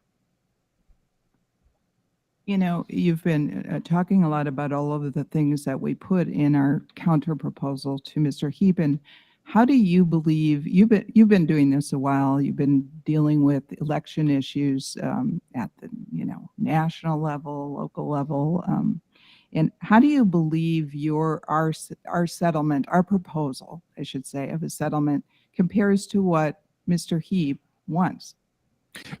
It's a good question, and I'll say it's so close. I mean, the differences that we're left talking about are vanishingly small, like almost invisible, and that's part of why I was so insistent. Like, just send this offer over. We want to hear this. We're really close. Well, I'll tell you what. Better yet, I'll use the words of Judge Blaney at the last hearing. We were about to wrap up, and just the moment where you say like, all rise, and we're all getting ready for the judge to leave. And he looked at me and he said, this case does not deserve to be in court. And he didn't know how small these differences were, but in my view, the differences that are left, they do not deserve to be in court. They're very small. And I agree. I mean, I've been reading this. It's like, we're so close. I don't know why. I really am mystified, quite frankly, why Recorder Heap maybe you should have asked him, Debbie. Either say yes or just say, these are the changes I want. Because really, we're coming down to some really minutia type things, but the big issues, I think we're there.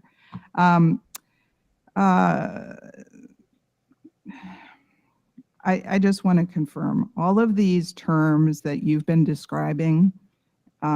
That's the most recent offer from the Board of Supervisors, right? Yes, ma'am. It is. To which they've not responded That's correct. In a substantive way, correct? That's right. Well, to me, these terms seem really reasonable. What we've offered, it keeps costs down. It lets Recorder Heap get his own IT system and in-person early voting. I mean, those are the things he has told you, or his lawyer has told you that he wants. So they're just talking about him. He's not even in the room. He's being so unreasonable. He was just there 15 minutes ago. And quite frankly, it helps the 2026 election run smoothly. Which one of those provisions does Mr. Heap dispute? Do you know?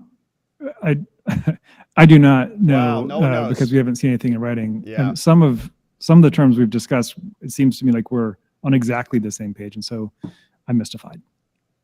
Madam Chair, I understand that today there's going to be a proposed resolution that we're going to consider and to adopt some of the proposals that were in our most recent settlement offer. Mr. Langhofer, can you tell me about that resolution? Yes, ma'am. As we've discussed, the problem here is that you cannot have agreement. Agreement's bilateral. There's at least two people involved. You can't have an agreement if the other people won't respond. And so I think the big idea behind the resolution is it's something you can do on your own. You don't require agreement or someone to return your phone call or email. You have certain authorities. You have authority over real estate issues. You have authority over the budget. And so the idea of the resolution is to take these big issues and say, this is our policy. This gives him what he wants. And we don't need to be in court asking a judge on these because we already have a policy that satisfies his demands. And Mr. Lang and Madam Chair, Mr. Langhofer, is this resolution that I think we're proposing to vote on, is it similar to our last offer to Mr. Heap? Yes, ma'am. It's very similar. It's basically takes that offer and then removes the things that would require some agreement. So, for example, one of the things we hadn't been able to agree on was who writes the slide deck, the presentation to train poll workers. Rules. This is a tiny detail. You need some it's agreement not. on that. You don't have, I think, unilateral authority on that issue. No, So it we is take not that a out. tiny deal. But the big detail. points No, it is remain, not. and that's what the resolution is. Thank you, Mr. Langhofer, and I yield back. Finally. Thank you. I want to make sure that board members, including Mr. Stewart, have a copy of the proposed resolution. But I would also like to ask if board members have any further questions for Mr. Langhofer. Madam Chair, I do, and I really appreciate Supervisor Lesko for her incredible, good, and insightful questions. Mr. Langhofer, Supervisor Lesko made some reference to your experience and to your knowledge of election law. You are considered to be one of the most national, foremost experts on election law. You don't have to give us your entire curriculum vitae, but another thing I want to point out is that this board is composed of 5 members, which include 4 Republicans and 1 Democrat. You yourself have represented Republicans over the years in a variety of election litigation issues and election integrity issues. Can you kind of just walk us through your experience and your knowledge and your expertise on this issue, please? Sure thing. I started working in elections in the 2012 election cycle.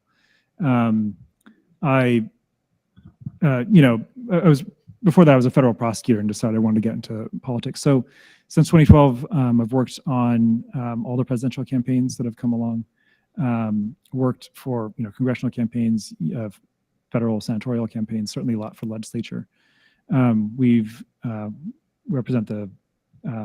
We've sued you. Before it was you, we sued this board many times. Sorry. We've been on the other side of this. We're as far as political affiliation go, our reputation is to be very Republican. We don't really get hired by Democrats.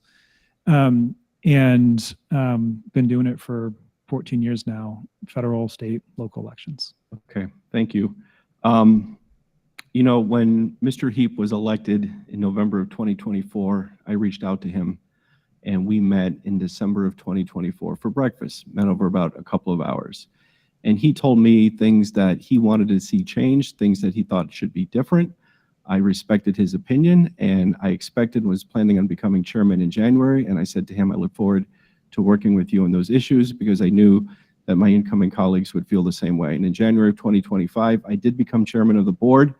One of the things I announced in my speech right there where you're about sitting right there facing the audience was that I said that the board would like to do an audit of elections procedures, not elections results, but election procedures. And we thought that was vitally important in terms of election integrity and in terms of making sure that we're getting better every single day. This happens in the private sector. After you're done doing an operation, you take a look back and see what can be done, what can be better. However, in Arizona, we have a unique system of elections. In Arizona, we have 15 counties. Maricopa County is composed of only one of those 15 counties, but in all 15 counties, election law operates the same way. It's dictated by state law. Maricopa County doesn't set policy on elections. We have to follow state law. And whether you're a small county like Greenlee County or a small county like La Paz County, You and Maricopa County have to run elections the same way. In this instance, in Maricopa County and all the other 14 counties, election duties are bifurcated between the Board of Supervisors and the recorder. It's not the way I would have designed it. I don't think it's the way anyone sitting in the audience here today would have designed it, but that's how it is. And fundamentally, the recorder in any county is in charge of voter registration and early ballot processing, or receiving or sending out envelopes. The Board of Supervisors are responsible for almost the rest, which includes overseeing day of voting operations when people literally vote in person on election day. But also ultimately, the Board of Supervisors are responsible for canvassing the election, which means we have to sit up here and vote on how the election was conducted. Those are responsible roles, but it's a forced marriage.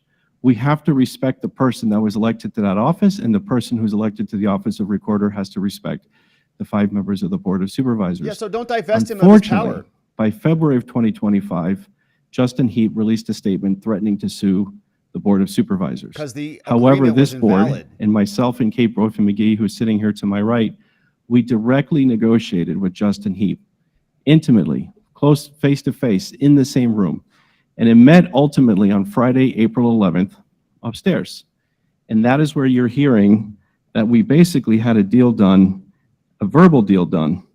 By April 24th, the Board of Supervisors came back to this dais to review what we basically thought was an agreement. And the reporter tweeted out this, and Supervisor Lesko made reference to it earlier. On April 24, this is what was written in the tweet. Ahead of this, Recorder Heap's Chief of Staff, Stam Stone, tells me they are close to approving an agreement with the Board of Supervisors, causing it, quote, splitting hairs at this point. No matter what's said at the meeting, Stone says, the agreement and efficient elections is, quote, more important than anyone's feelings.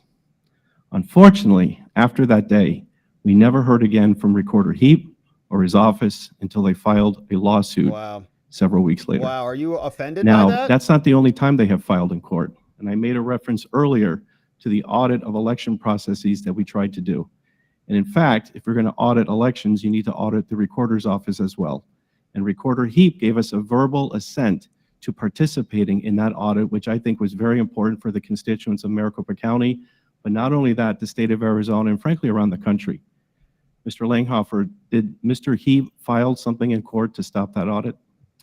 He did. The motion that he filed was to stop the audit of the IT system that I was describing earlier.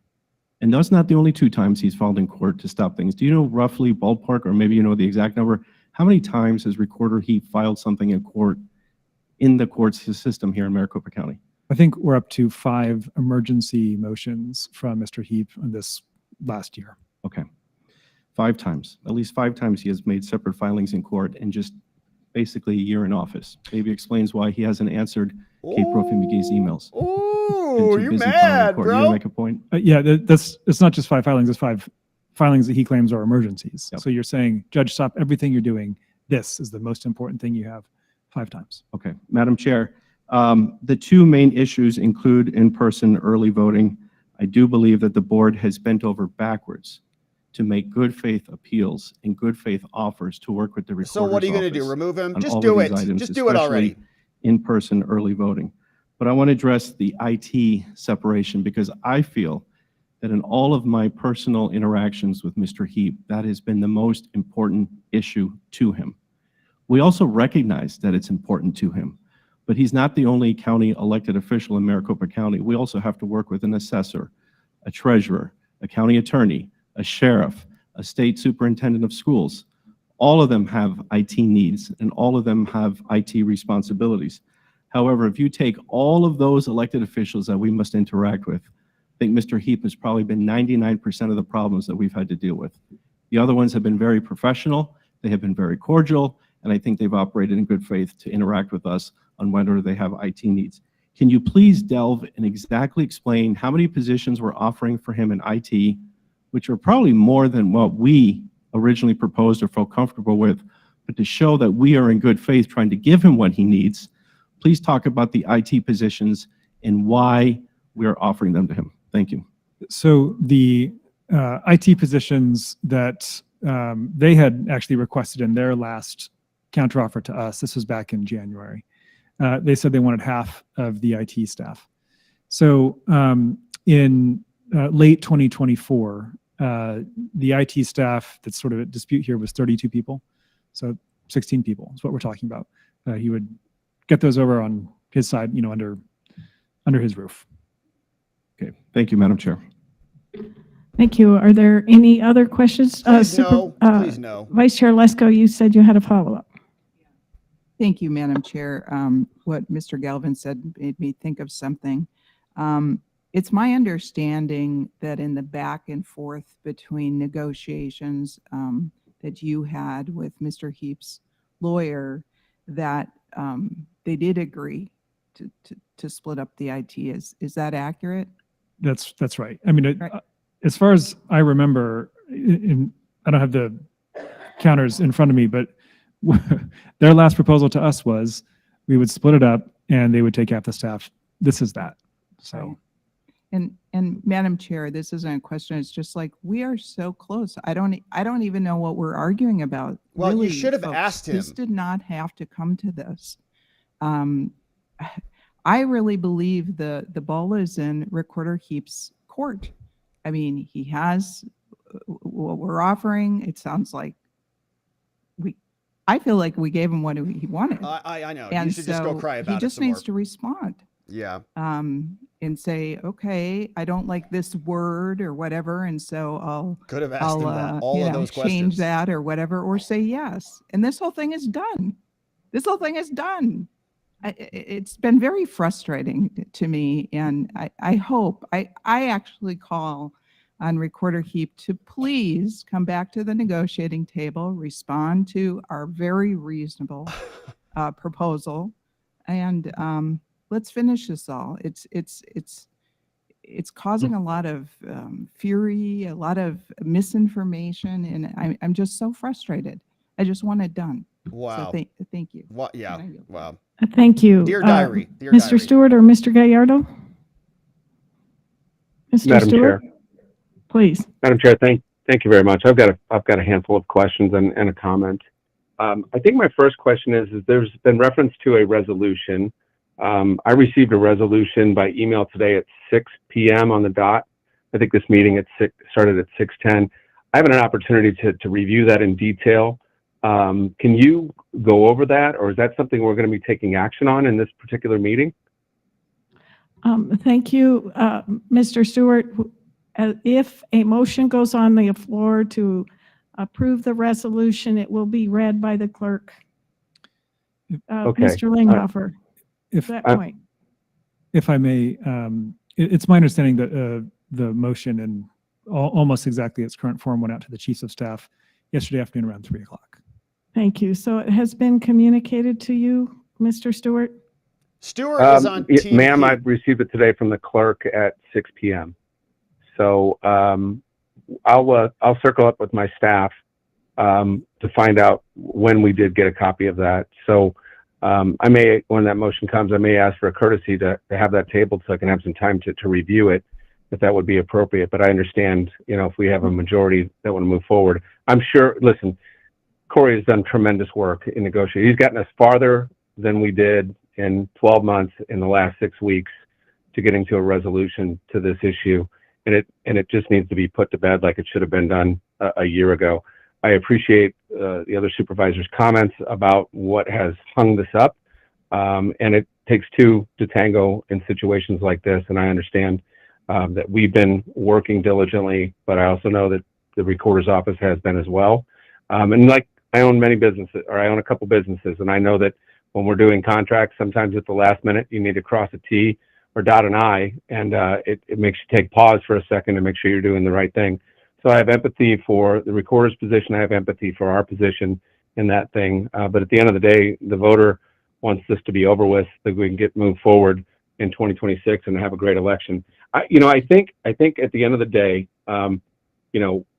this issue has come down to being able to have these conversations in public, right? I know we need to get legal advice in some cases, but we have the opportunity, and we've seen it today, to be able to vet through a lot of the issues that are going on, that I think if we would have been able to do that together, we would have been able to make that happen. So Yeah, they didn't At do the end of that. the day, I think we know from the very beginning, a decision was made in late 2024 between the general election and installation of the new recorder to substantially change this shared service agreement. Yes. And many of the election related duties that I think he thought he would have when he came on. Yes. That's been unacceptable to me. So Yep. my position has been consistent, straightforward. At a minimum, Recorder Heap should have been restored to those 2023 baseline. Yes. And those responsibilities he could exercise as the prior recorder did. Yes. I still don't have an understanding of why that changed the way it did. That's never been delivered to me in Just all strip of this time, nor do I think it's been delivered to him. So my recommendation has been formally presented multiple times in meetings and formal writings to the previous chair as well, and that notion had continually been rejected. If we would have gone to the 2023 SSA immediately after we started talking about it, this would have never happened. We would have never put the voters through this agony. We would have never had to there would never have been court cases, and that waste of money frustrates me. This is who that speaking. frustrates me to no end. So that's my comment for this particular meeting, Madam Thank you, Chair. Mark. And I'm grateful for your allowing me to share that. Thank you. One sane person on the board. Thank you, Mark. Thank you, Mr. Stewart. Point of clarification. You said the time is 6 p.m. You must be in a different time He's zone. out of town. Yeah, it's 4:46 here. Madam Chair, I received it at 3 p.m. You're right. I am in a different time zone. Okay. So then I received it when this meeting was supposed to start. So I have not had time to review it because I've been diligently paying attention to this meeting. Time zones. Well, thank you, Supervisor. And then I will leave it up to you to align communications and priorities with your office staff going forward. The last thing I would point out, I have a couple of comments, assuming you don't, Mr. Gallardo. The public discussions were foreclosed by the lawsuit that was filed last year by Mr. Heap. We've had to go through our attorneys ever since. He was there to answer questions for you. Another problem that continually came up is you have a single elected official, Mr. Heap, who determines his communications and policy directions and goes from all these different speaking forums and kind of decides there what he's going to say. We are a board of 5 individuals, and we are legally required to meet and vote, come to consensus in public. It makes it very cumbersome. I am grateful for this meeting today to review the points, the proposed points of the SSA. It's also my understanding illegal. We went through it in executive session last week, or any rate, lots happened, but I am confident Mr. Stewart was present. Madam Chair, to that point. Yes, sir. Thank you. Yeah, we Madam Chair, that's why I asked to that point. Yes. We did discuss this as it relates to the SSA, and as you know, executive session is privileged, so I won't go into the details of that. However, there's a resolution that landed on my desk today at 3 p.m. that may or may not include all that information. I don't know because this meeting started at 6:10, but I appreciate your candor. 3:10. You guys were late. I think you meant 3:10, sir, but yes. Time zones. So my comments, I just think it's been so well said by Vice Chair Lesko and Supervisor Galvin. Our duty is to our office. So is his. Our duty is to our voters. So is his.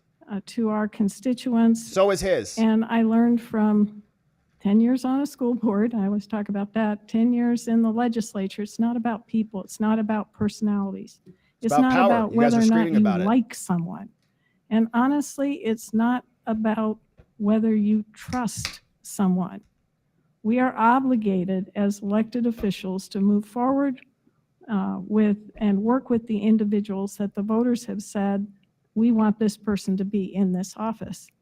And that is exactly what I do. So it's not about personalities. at all. Tell that to Debbie in her diary post there. So this item is agendaed as a possible action.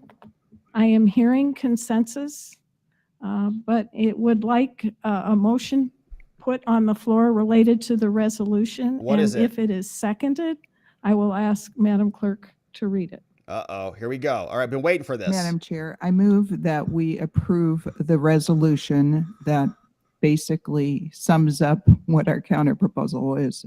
But let me rephrase that. Madam Chair, so that's more formal. Madam Chair, I move that we approve the resolution before us. And thank you. Is there a second? Yes, Madam Chair, with appreciation to our legal counsel who's been working diligently for the past year on this, I second that motion. What is it? Thank you. Read it. Before we proceed to action or voting, Madam Clerk, are you prepared to read the resolution? Madam Chair, yes, I am. Please. Here we go. Suffered for 2 hours for this. Thank you. For more than a year, the Maricopa County Board of Supervisors has attempted earnestly and in good faith to resolve the logistical and financial demands of Maricopa County it's so Recorder hard, I know. Justin Heap. Those efforts have so far been unfruitful. The parties have been close to an agreement before. It's like a big wine fest. On April 11th, 2025, after extensive in-person meetings between leadership on both you guys sides, are pathetic. Recorder Cry Heap stated in harder. writing Just keep crying. that we seem to be in agreement on 95% and are only discussing minor details. His chief of staff likewise told the press in April 2025 that the agreement was closed and characterized the remaining details as merely splitting hairs. All that for this, huh? After Wow. going silent in those negotiations, Recorder Heap filed a lawsuit and 5 emergency motions So then vote to remove in him. an effort to See what they do. substitute the decisions of an unelected judge for the duly elected Board of Supervisors. To its credit, the court has repeatedly urged the parties to settle rather than asking the judicial branch to assume control of political budgeting decisions. The Board of Supervisors has taken that admonition seriously. I'd like to talk to your manager. Shortly after the evidentiary hearing on January 26, 2026, the board proposed settlement terms to Recorder Heap. Recorder Heap made a written counteroffer on January 30th, 2026. After significant consideration, the board made a written counteroffer on February 11th, 2026. Since then, the board has not This is our received government right from now in Recorder Arizona. Heap a serious Board of written Supervisors, response. yeah. Our representatives have repeatedly asked for his position on the pending settlement offer, but based on recent communications, it appears no particularized written counteroffer is forthcoming.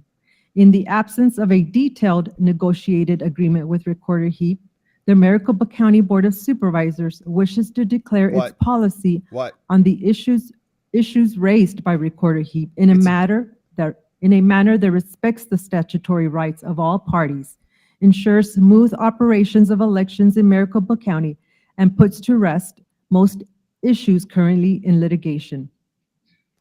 It is therefore resolved that the policy of the Maricopa County Board of Supervisors is as follows. Number 1, It's a IT declaration. separation. The IT systems on both the recorder and board staff rely extensively for their own elections administration tasks will be separated expeditiously, consistent with the best recommendations of the outside IT consultants currently assigned to that project. Wait a minute. So Until the separation is complete, the board will A, approve and fund half of the IT positions that were housed under the recorder's office before 2025. So they're deciding i.e. a total of 16 positions. B, continue the change advisory board practice of jointly reviewing and approving proposed changes to the IT systems. Okay. And any changes affecting either side will require joint approval of the board and recorder staff serving on the change advisory board. And C, the CIO for the recorder's office will have administrative privileges that are equal to those of the deputy CIO for Maricopa County. Number 2, in-person early voting. In-person early voting will be administered by the Recorder's Office on the following terms. A, site selection for early in-person voting. Board staff will provide the Recorder a list of recently used voting sites that would be acceptable to the board as election day voting sites. In determining the sites used for in-person early voting, the Recorder may accept or modify the list of sites received from board staff and is responsible for ensuring that any early in-person voting sites not on the board's list meet statutory and practicability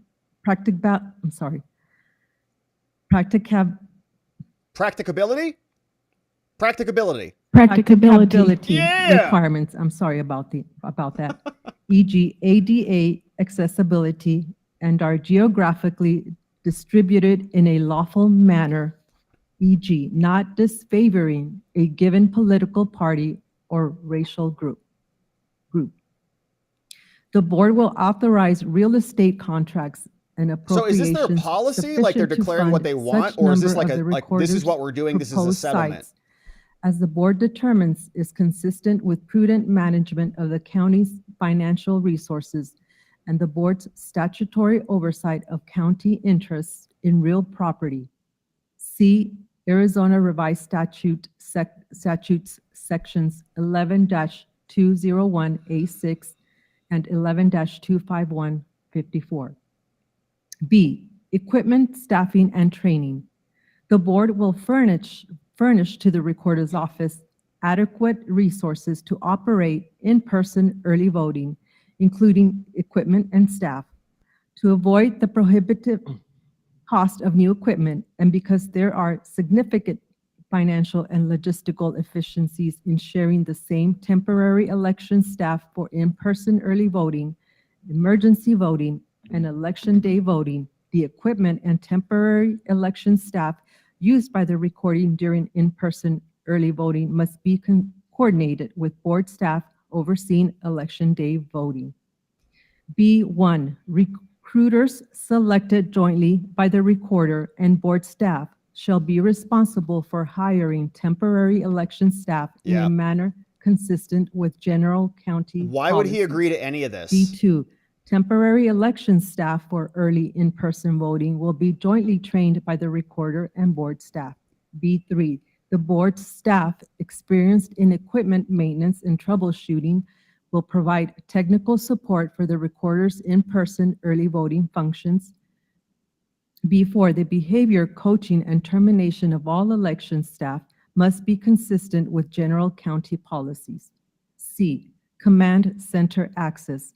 Recorder Heap and his senior staff will have badge access to the McTech Command Center during the early voting period.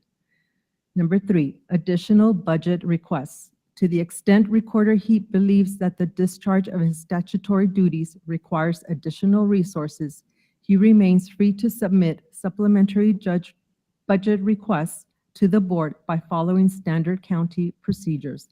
The board will consider those requests and exercise its reasoned discretion on budgetary matters. The foregoing terms are consistent with the board's most recent offer of settlement to Recorder Heap. Respect each side's statutory authorities and reflect the reality of budgeting with limited taxpayer dollars. The board hopes that it will be possible to negotiate a more detailed arrangement with the Recorder's Office, including topics such as jointly issued communications and standardizing operational practices within voting locations. But in the absence of such an agreement, Maricopa County will follow the foregoing policy. Thank you, Madam Chair. Okay, so I Thank guess you, Madam it's a Clerk. declaration. Members, you have heard the resolution that has been moved and is on the table. Any further comments, any questions? Otherwise, we will proceed to a roll call vote. Like, how do they think they can bind him with their resolution? That's why we're in Hearing court. none, Madam Clerk. Supervisor Gallardo, Aye. Vice Chair Lesko, Madam Chair, I'd like to explain my vote. Please. Write a blog post. I Debbie, voted for Justin Heap in the Republican primary. no one cares. I have sincerely tried to work with Recorder Heap, and I will continue to sincerely try to work with Recorder Heap. As you can see from the testimony today and the questions I asked our respected attorney and his answers, we have honestly tried to negotiate with Recorder Heap, and quite frankly, we have given him what he wants. Yeah. I mean, well, that's my understanding. Obviously, we have given him what he wants, but yet he has not responded, which is very frustrating to me. I don't understand it. That's the message. And so He's tired of that. What we did. We're going to vote on this resolution, which basically mirrors, for the most part, the last offer we gave to him. And so we're going to live by our side of the bargain. And I call on Recorder Heap to please come back to the table, respond to us. No, we'll see you in court. This is what you do in settlements and negotiation, just respond to us so we can get this done. This is really causing a lot of chaos in the community. Yeah, and it's really melting you down, that's really for sure. important that we work together, that the Recorder's Office works together with the Elections Department, which is under the Board of Supervisors, because we have to run smooth, honest elections. All of you believe in election integrity. That's why we voted for I Justin believe Heap. in election integrity. When I was in Congress, I was a co-sponsor and voted for the SAVE Act, which requires proof of citizenship in order to register to vote. Great. Great. I Thank have you. fought for these things. Thank you for that. We appreciate that, actually. Years ago, Arizona passed a ballot measure, and I walked door to door supporting that ballot measure, which required proof of citizenship in order to vote. I want election integrity. I have fought for it for all the years that I've been in the state Then give legislature him back and in his Congress power. and in now. Stop So perverting I it with call these on Justin MOUs, Heap SSAs. to work together with the board to accomplish that goal. And I vote aye. Great. Thank you. Supervisor Galvin? Thank you. Madam Chair, may I explain my vote? Please. I'm voting aye for many reasons.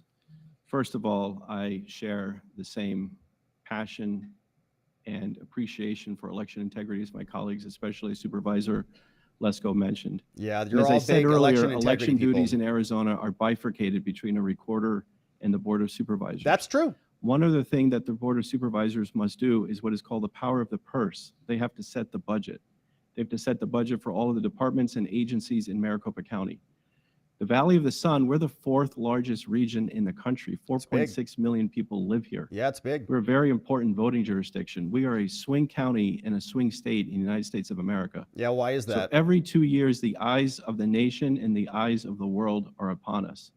In just a few months here, we're going to see not only national media, but international media here as Yep. well. So it's very important for us in terms of transparency and in terms of accountability.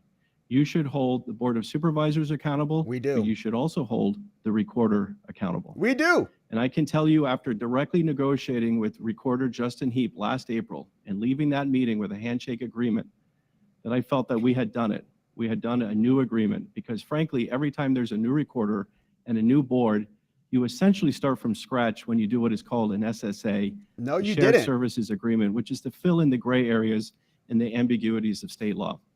Now, someone earlier said today that they would like to go back to the 2023 SSA. Yes, that's right. I am not one who likes to go to the past. I like to go to the future. Yeah, of I course like to not. do what is new. Because if we went to the people. 2023 SSA, then the board would take back all in-person voting from the recorder. He wouldn't want that. He would reject that. And frankly, I reject that as well.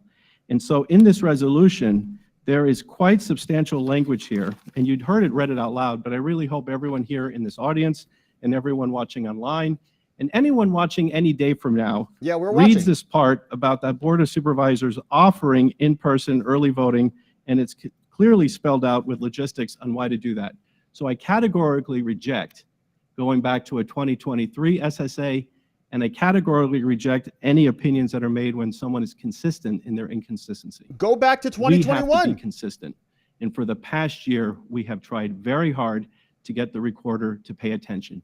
You heard him earlier, unable to answer questions on how he's not answering an email from the chairman of the board.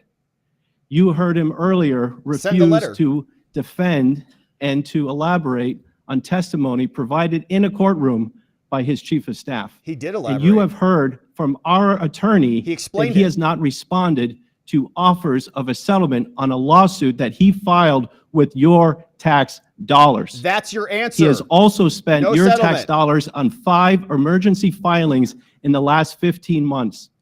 Do you want your recorder to go back to court every day for the next 3 months to waste your tax dollars instead of sitting here and guaranteeing that he can work with this board to do right by you? We don't want him You stripped of are his power. who we work for.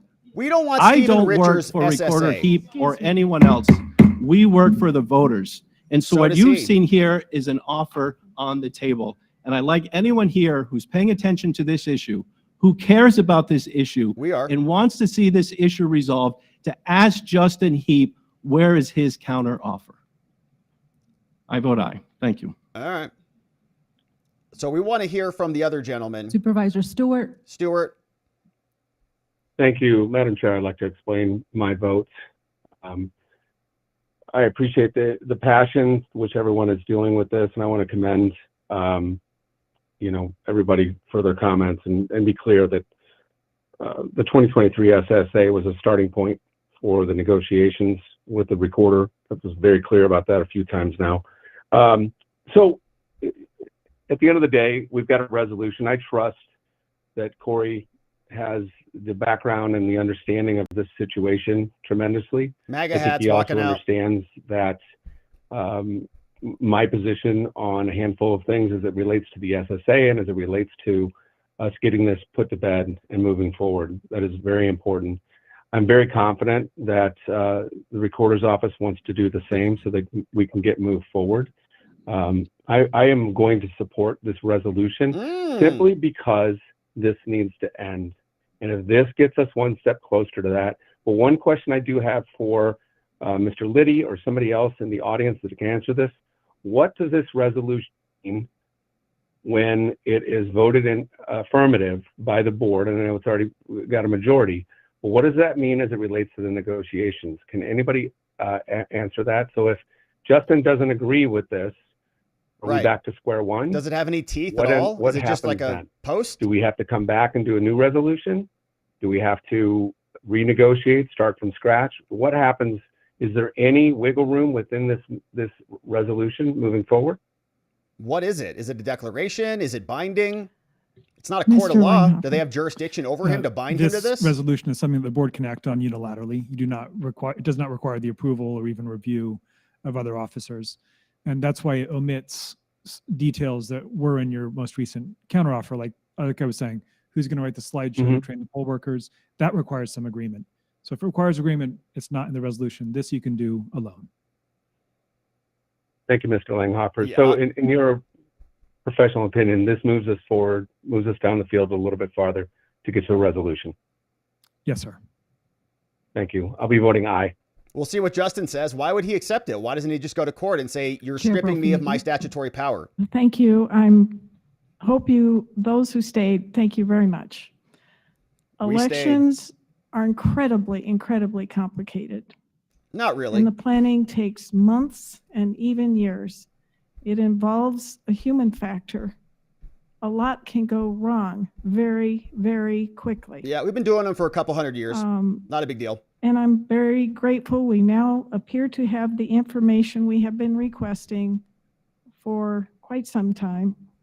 We will review this information and it will inform our budget decisions and how we proceed to conduct the critical 2026 midterm elections. Coming up soon. In my view, personally, they say it every year. This is the most critical election of our lifetime. Yeah, I know. This is the most critical election. So thank you, board members, for coming together to discuss and debate. I'm going to add something I say sometimes at other meetings. Twitter doesn't make it true. It really does not. Then why do you But guys I'm very post on it? grateful that you all came to hear, to listen, and thank you very much for staying. Excuse me, Madam Chair, if I may. Getting there. Okay. I'm getting there, but I just was thinking that in terms of people came here thinking something was going to happen. No. And so I'm glad you came. And with that, Madam Clerk, I vote aye.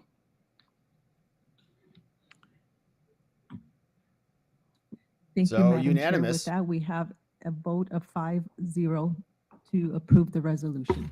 5 ayes. So the motion passes unanimously with great thanks to all who participated Great. in building this. Democracy in and the action years right you there. lost off your lives. It is that important to us. Having concluded the official business on this board agenda, this meeting is now adjourned. What a joke Thank you, that Madam Chair. was. All right, everybody's, hey, they just kicked us out. You're done. All right, so that was live, and obviously we just saw a railroad. They bring this guy in, they give him 10 minutes to have a conversation about things.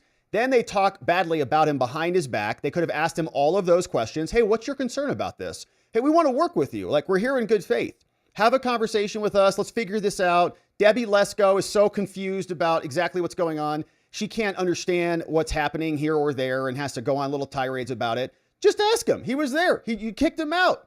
Could have asked him all of those questions. And if he didn't want to answer those, he could have said very explicitly, well, we got open litigation about this and we'll deal with it in the court of law. But he never even had the opportunity. So then they are able to set the table, bring out their lawyer. He's not even there. It's like a trial in absentia or something, even though he's right next door. He could have come back in and answered all of those questions.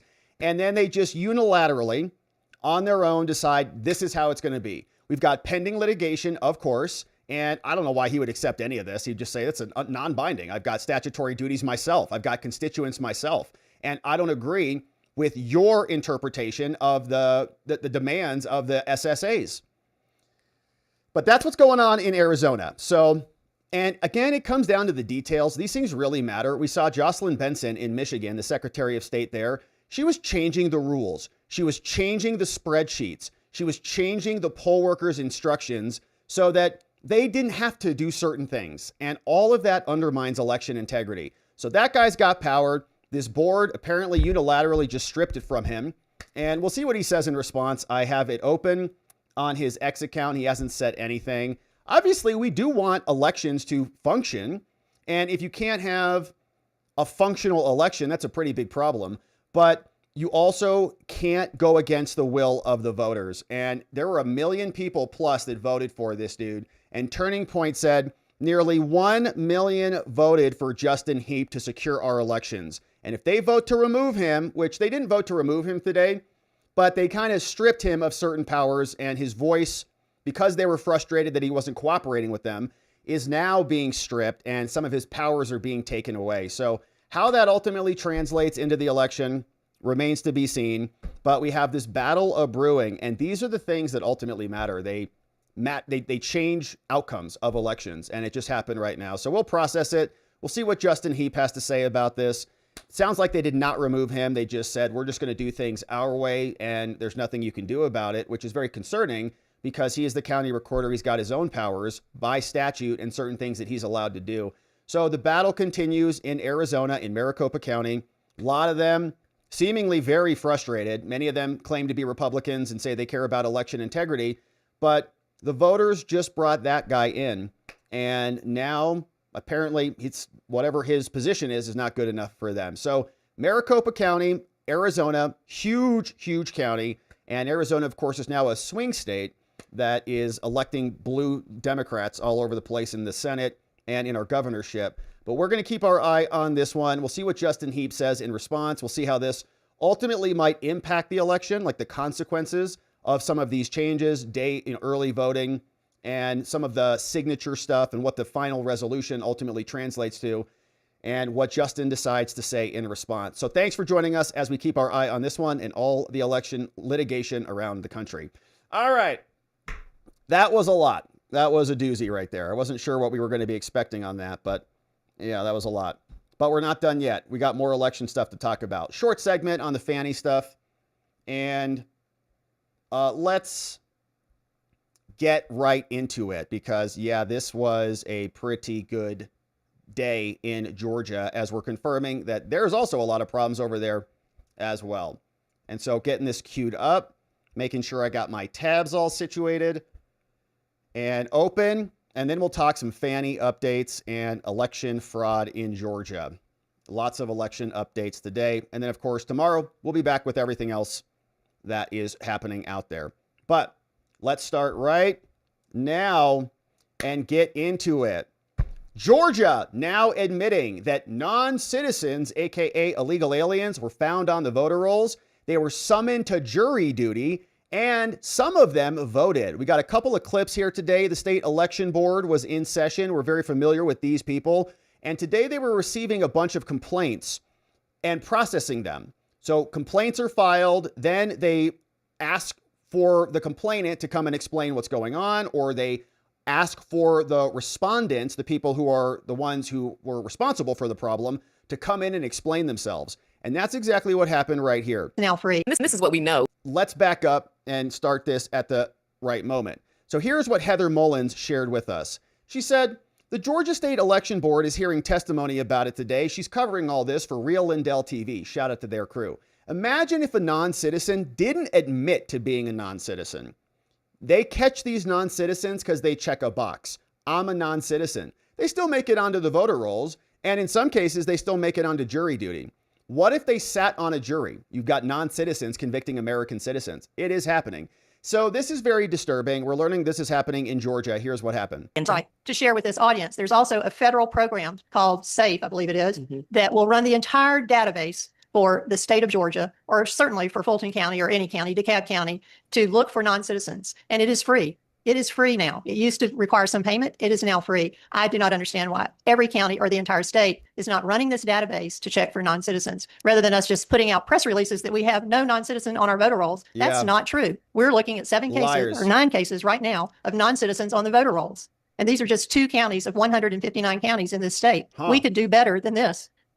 And this is what we know because they were summoned to do jury duty and they happened to do the right thing by saying that they're a non-citizen. But if you have a bunch of people on the rolls where we have county election workers that are not trained to look for non-citizen IDs, they're just matching the voter rolls. And then on top of that, if you have someone who does get a jury summons and decides that they want to go and sit on our jury, even though they're a non-citizen, then we don't catch them. So for people that are saying, oh, it's just 9 people, it's just 9 people that happen to do the right thing. Yes. We have a lot of other people out there that may be on the rolls that haven't, especially when we have inflated and dirty voter rolls. So I think we should look at requesting counties to send their voter rolls through the system so that we can scrub these voter rolls to ensure that there aren't any non-citizens on them. Yeah, and it's very strange how they keep saying that there are no illegal aliens on our voter rolls. We're also seeing the same thing in Arizona. The county recorder, Justin Heap, said, yeah, we got 60 people, non-citizens. They previously voted. They checked them against the SAVE database, and the numbers are cumulative. They add up, and you're seeing that is happening there in Georgia. Now, we also are seeing that one of those non-citizens voted for over 20 years in Georgia from DeKalb County. And here's this admission from one of the Georgia representatives who is explaining exactly what happened from their perspective. He indicated that he was a U.S. citizen on his voter registration card. That was a registration that came in by mail. And I guess I should say, with respect to voter Jones, also, he registered in October of 96, and he voted in numerous elections from 1998 through 2018. And I believe it was when he 11 times, right? I don't know the exact number. I don't have that right here in front of me, but I know he voted in elections from 1998 through 2018. Right. And I think he did go for jury duty, said he was a permanent resident, he was not a citizen, and then stopped voting after that, is my understanding. Great. So illegal aliens voting 11 times, apparently, and sitting on jury duties, convicting American citizens. We were supposed to have a jury of our peers, not a jury of illegal alien invaders who are also voting in our elections. So that's in Georgia. And we have another one where this woman is actually working for the government, and she's also explaining the same thing. In Georgia, we have illegal voters. We've got fraud mucking up the entire election. My name is Karen Pashuta. I am the attorney for the Fulton County Board of Registrations and Elections. I was just retained on Monday. You've probably seen me here before, though. Our office only represents local government clients, and I usually handle all the election offices. So I have been here before. With this case, we do admit that all three of the registrants that were in Fulton County appear to not be citizens. One of them was registered in 2013. The other two were in 2017. None of them have a voting history. Since that time, the system has changed immensely, and especially with Jarvis. Now, there's more affirmative steps that have to be taken, that they have checked yes to everything, including that they are a U.S. citizen. And also you upload basically the proof of their citizenship. So since then, not only has the state enhanced its procedures and the procedure with Jarvis, also the standard operating procedures are newer than they were in 2013 and 2017. You should have received an email yesterday. That packet does include a copy of that portion of Fulton's operating procedures and the steps that registration officials take to verify all the information, to make sure that they are not already registered with their driver's license or other information, and also to include the citizenship information. So they're on the rolls, and according to Georgia, they're voting, sometimes many times over, and it is riddled with fraud. So, of course, Trump, during 2020 and the recount and the challenges, they were trying to identify those people. Remember, they were saying, in order to file a lawsuit, all we need to do is create a threshold amount of votes. We needed to go find, said Trump, from our perspective, 11,800 votes. Then that gives them the threshold to say, oh, it would change the outcome of the election if our litigation moves forward, but you got to at least get to that number. They say we've already got those numbers. That turned into the whole Trump ordered Brad Raffensperger to go find the votes and rig the elections. None of that was true. They were just saying, if you comb through the records like we're doing now, you would find stuff like this and you could add those up to 11,800. But of course, Fani Willis decided to prosecute the president. She lost her case because of her noxious odor and her appearance of impropriety. And she's been ordered, or has now been demanded, to pay $17 million out of her booty back over to Trump and the co-defendants who got ramrodded by her fake prosecution while she was out banging her lover, Nathan Wade, Nathan's hot dog. So now we see Atlanta, WSB TV shared this. They had a conversation with Big Fanny, the biggest Fanny in Georgia, and she's still reeling about this. She hates not having money. She shoves a lot of it in her mattress, drinks Grey Goose, spends thousands of dollars on handbags and Biggie Smalls fur coats. And so she sat down for an interview. She's now sharing her thoughts on the attempts to recoup the legal fees from the rigged election in Georgia. She said, we're going to fight with everything we legally can in that case. She told an investigative reporter that law's unconstitutional, that makes her have to pay. If you get disqualified because of your impropriety, you got to pay the damages. You don't get just to prosecute everybody, make their lives hell, make them spend millions of dollars, you getting hundreds of millions of dollars of earned media saying Trump got indicted, 19 co-defendants, RICO case. Every day we heard that constantly, ridiculous. So now she's saying, well, sorry, there's nothing you can do about that. I'm Big Fanny. I can just continue on without any repercussions at all. Saying, according to a state law passed last year, Trump and those who faced charges in the election interference case that Willis sought can now seek to go get their legal fees back. Now, Willis, of course, is fighting this in court. We read through her motion and wanting to prevent the payment of the $17 million sought by the defense attorneys. The first problem, she said, is that the law was written with the intent of legislators trying to help their friends, which is weird because Fani Willis and Nathan Wade were helping her friends, were helping the J6 committee and Jack Smith prosecute their political opponents. Very strange.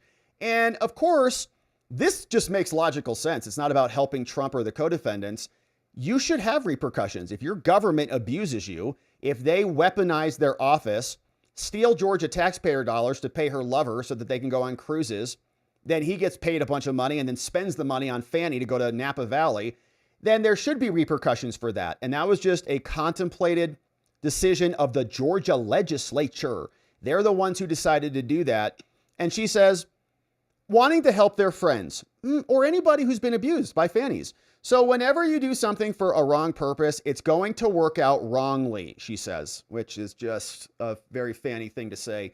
It's terribly written. It looks like they wrote it on the back of a napkin, is what she's talking about the statute. Now, attorney Chris Anelwitz told Wynn, the reporter, that he represents one of the former defendants. He said that he doesn't believe the law is poorly written at all. We looked at it here. And was written in response to the actions of Willis and her office. The legislature is saying, we don't want Fannyland wrecking our city and our county, and so we're going to pass laws to reverse this. Willis said that to collect the fees, there needs to be a finding of improper conduct by the prosecutor, which, of course, we found. We found it so badly that Nathan Wade was thrown off the case. We found it so bigly that Fanny was then later thrown off the case once she appealed it up to the Court of Appeals, and the Georgia Supreme Court didn't accept it, confirming that Fanny needed to go. Why? Impropriety, even the appearance of such. She says that although there was a finding of an appearance of impropriety, that's not enough. And appearance is enough. McAfee, who donated to Fanny and who was the inspector general who was supposed to investigate this case and then didn't, and then donated to Fanny and then had her case prosecuted in his courtroom, even said that there was an appearance of impropriety, and then he got overturned by the Court of Appeals. She said no court found that there was actually improper evidence, though, or improper conduct. Anelwitz, one of the lawyers, he maintains the law at issues would absolutely cover the appearance of impropriety. Willis says attorneys are seeking reimbursement for things like hotel rooms and seafood lunches and all the things. She said, this is so rich from Fanny, they should be ashamed of themselves. How dare they spend this money accordingly, which is just rich, man, because Fanny was like jet setting all over the planet back when she had that money coming in from Fulton County that she was paying to her lover. Now, he did not submit, he says, the lawyer, I didn't submit any outrageous expenses. I'll defend my expenses completely. Other attorneys can defend their expenses, but explains the law is retroactive, meaning they can come up with a law for conduct that has already occurred. And the Constitution, Willis says, you can't do that. She's like, what's retroactive? They passed the law after I was already banging Nathan. So since it came after the fact, my noxious odor isn't covered.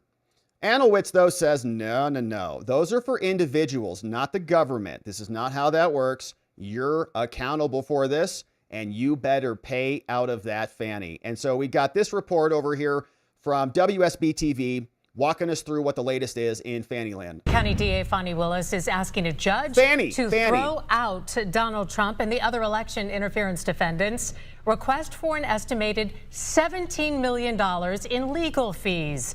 Channel 2's Richard Elliott is live at the state capitol, where a new Georgia law insists her office is on the hook for that money. Was written specifically for Fani Willis in the election interference case. If she got disqualified, happened. If the charges against the defendants were dismissed, which also happens, then her office could be on the hook for all of those legal fees. But more than one person says they're not sure that law is legal. In her new filing, Fulton County District Attorney Fani Willis calls the estimated $17 million legal bill for Donald Trump and the other election interference defendants, quote, a suitably preposterous sum. In her motion to have that bill thrown out, Willis says some of the claims include $1,000 a night hotel rooms and seafood lunches costing hundreds of dollars, often, she claims, paid for by the Georgia Republican Party and various Trump PACs. Quote, the defendants are asking that the district attorney's budget and the taxpayer funds be handed over to the Trump campaign and the Georgia Republican Party for expenses including luxury hotels and seafood lunches. Richard, there are a number of issues that we raised in our filing. We spoke with Georgia Prosecuting Attorneys Council Director Pete Scandalakis. After a judge disqualified Fani Willis from the case, Scandalakis had to take it over and eventually dismissed all the charges. He didn't want to comment on Willis's newest filing, but he also filed his own motion saying he didn't feel the law that allowed Trump and the others to get their legal bills paid by Fulton County taxpayers was constitutional, a law passed specifically for Fani Willis and this case. And then you have the overall problem with, is it constitutional? And that's another issue we raised. While a judge will have to decide, Willis writes in her motion that her office has no plans to pay the $17 million bill. Oh, you're going to pay. The district attorney has no intention of allowing Fulton County taxpayers to pay such an absurd amount for such an absurd reason. You're going to pay, Big Fanny. Get that checkbook out. Get that cash from under your mattress. Wash it, sanitize it, put it in the washing machine, dry it out, and then deliver it over to Steve Sadow and the defendants. But what we're seeing in Georgia is the same thing we're seeing in Arizona. All of our elections are being perverted by hacks and partisans who are trying to weaponize them to maintain their power. It is part of the operation. And now Brad Raffensperger, the guy in Georgia who is the Secretary of State currently and the one responsible for a lot of the fraud, is now running for governor, just like Katie Hobbs did in Arizona. It's a nice stepping path up to total power. Get control of the elections, change the rules, and then elect yourself governor. But Fannie is going to pay, and pay bigly. We're going to keep our eye on this one. Thanks for subscribing and joining as we do. All right, my friends, it was a very interesting stream today. Not exactly what I was expecting, but I thought we covered some good ground today. And if you're just joining us, we spent some time in Arizona, went through the Board of Supervisors meeting. They voted unanimously to pass some resolution. Who knows what it's ultimately going to do? We'll see what Justin Heap says in response. We'll see what the reactions are from the American Arizonan constituency to see if they're in favor. But right now I'm looking around, all the usual suspects, Steve Richer, Garrett Archer, all of the Arizona, I would say anti-MAGA crew are all very happy with what went down today. So that means it was a disaster. But now it's time to hear from you. And let's see what you say about all of this.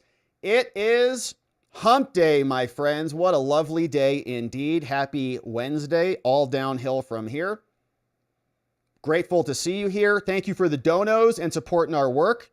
What's up, Ruby Hoove? Great to have you here. John Doe. Ruby Hoove is a membo, also brought in a new membo. We had a great members only stream from this morning, and we talked about, the dog situation. Yeah, and about how apparently in New York, they're trying to take away our furry friends, and we don't appreciate that at all.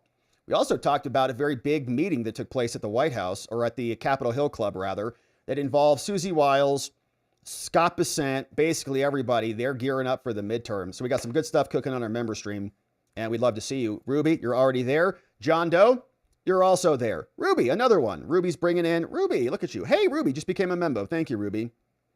Chaz Contra Mundum, welcome as our newest member. John Doe in the house, and Ruby Hoove. Great to have you, Ruby. Thanks for bringing in some new friends and for joining us. Ruby Hoove also shared this, saying, praying for these wackadoodles. They seem to be in need of the help.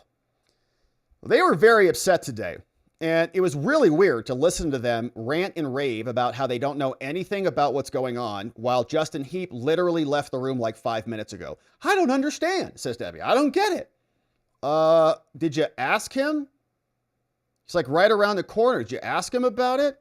No, they didn't. Corn Dog, what's up? Huge scandal in Kentucky that people like me have been screaming about. Immigrants in Kentucky are selling illegals driver's licenses, no background checks, no driver's tests, and they have an ID to register to vote. Hey, great, like in Arizona and Georgia.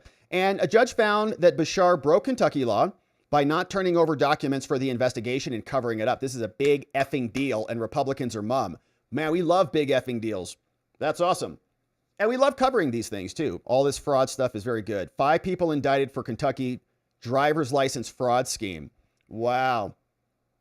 That sounds like a good one. All right, so thank you for that. I'm going to keep my eye on that one. That comes from our friend Corn Dog, anti-hero in the house. Thank you, Corn Dog.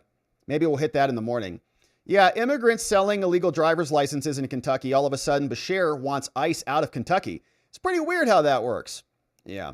Once they know you're onto them, then they start to circle the wagons and kick everybody out. Thank you for that, Corn Dog anti-hero. Great to see you. Hey, Ruby Hoove, is any of this actionable? It seems iffy on the Dem side. I don't know what this is referring to. Is it to the Arizona meeting? Well, it sounds like, and their lawyer just said, yeah, it sounds like that resolution is binding. I don't know why Justin Heap would just say, oh, okay, I guess that's it. If he's got an objection to the solution, to the settlement, I think that it's his obligation to contest that. We'll see if he does or not. I mean, if they're really that close and maybe he's okay with it, maybe he just kind of says, okay, fine, they did that. And, maybe withdraws the litigation. But if he's got some objections, and we don't know exactly what they are, right? They didn't articulate that for us, and they didn't bother to ask him while he was sitting there in front of them. But we'll see what he says. We'll see what he does. Maybe it turns into much ado about nothing. Maybe he says, okay, that's pretty reasonable. I like that resolution. We'll take it. Or maybe he's got some deeper concerns about this. And why should we, as the Arizonans, be bound by the prior county recorder's settlement agreement, essentially? especially a guy like Stephen Richer, who in my opinion's a liar and a hack, who was acting as an elected official while he was working against the president, officially calling himself nonpartisan by joining those groups that were anti-insurrection. Remember all that crap? Well, no, I'm not partisan. I'm just anti-insurrection. Yeah, we got it. That guy's record is a joke all the way. He's flip-flop a million times. I don't even think he knows who he is. Corn Dog Anti-Hero. I would say I want the feds to indict and arrest Bashir, but that requires competence in lawyers who will prosecute who are on the side of Democrats and their illegals. Yeah, no, they protect themselves. That's exactly right. We see that all over the place. They protect illegal aliens, like Kilmar Abrego. Corn Dog, if I wanted to live in India or Nigeria or Somalia, guess what? I'd move there. Quit putting these people in my community. Why the F am I seeing more and more in Western Kentucky? Well, it's because they're trying to dilute the local population, trying to bring in foreigners to shatter apart the population that doesn't vote in their favor by bringing in foreigners who will. Thank you, Corn Dog, trying to change the demographics and take over the country. Super Buff Shaft, what's going on? Thank you for the dono. Thanks for being a membo over on Rumble. Says the 2021 Arizona audit has been on Rumble. Search the Arizona Senate audit and the Jovan Pulitzer audit for 4 years, showing a coup by people in both parties. Mass crimes, no one's talking about it, including the Arizona GOP. Yeah, and they all just want to move on, right? Everybody just move on. You heard it today. He said, I don't want to think about the past. We don't care. We voted because we were unhappy with the past, and we elected Justin Heap to go in and handle that. So now they just take it from him because they don't want to look into the past because they know what they'll find and it's not going to be good for them. Mark Forsberg, what's going on? It's like just because you call yourself a Republican doesn't mean you're actually into inquiries. Brad Raffensperger calls himself a Republican. Brian Kemp calls himself a Republican. Senator Perdue said that someone from Brian Kemp's team, the Georgia Bureau of Investigation guy, Vic Reynolds, called him a senator and said, I'm not investigating your claims because Brian Kemp told me to be a team player. There's a lot of institutional pressure to just accept the outcome of the election and move on. Nobody wants to be called an election denier or conspiracy theorist or whatever. We don't care. But it's, politics and power, and they just want to move along. Right there, Ruby Hoove, there you go. Nothing to see, move along. Everything is fine. Your eyes and ears are fibbing to you, and trust us. Yeah, and it's like, you should just deny what we saw on Election Day in Arizona, where Bill Onesie Twosie Gates said, oops, another administrative error, where we got an Election Day problem where Kerry Lake's voters were standing outside. Oops, it's always oops, always administrative error. And we're supposed to just sit here and go, oh, well, okay, I guess these people like Debbie who want to go on ranting, screeching tirades they have our best interests in mind. I don't think so. Hey, Thumper Silly Wabbit. What's going on, Thumper Silly Wabbit? Welcome aboard, our newest supporter. Can't wait to meet you tomorrow morning on the members only morning stream. Hopefully you also join us. Jonah Finn.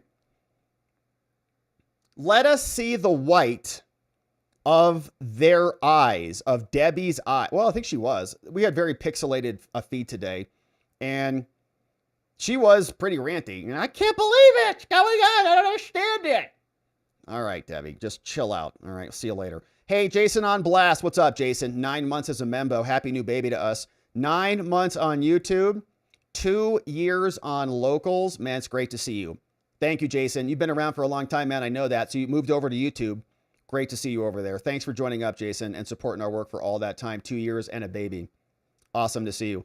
Londo, Runbeck and Dominion have disenfranchised more Maricopa County voters than the entire corrupt history of Arizona voting.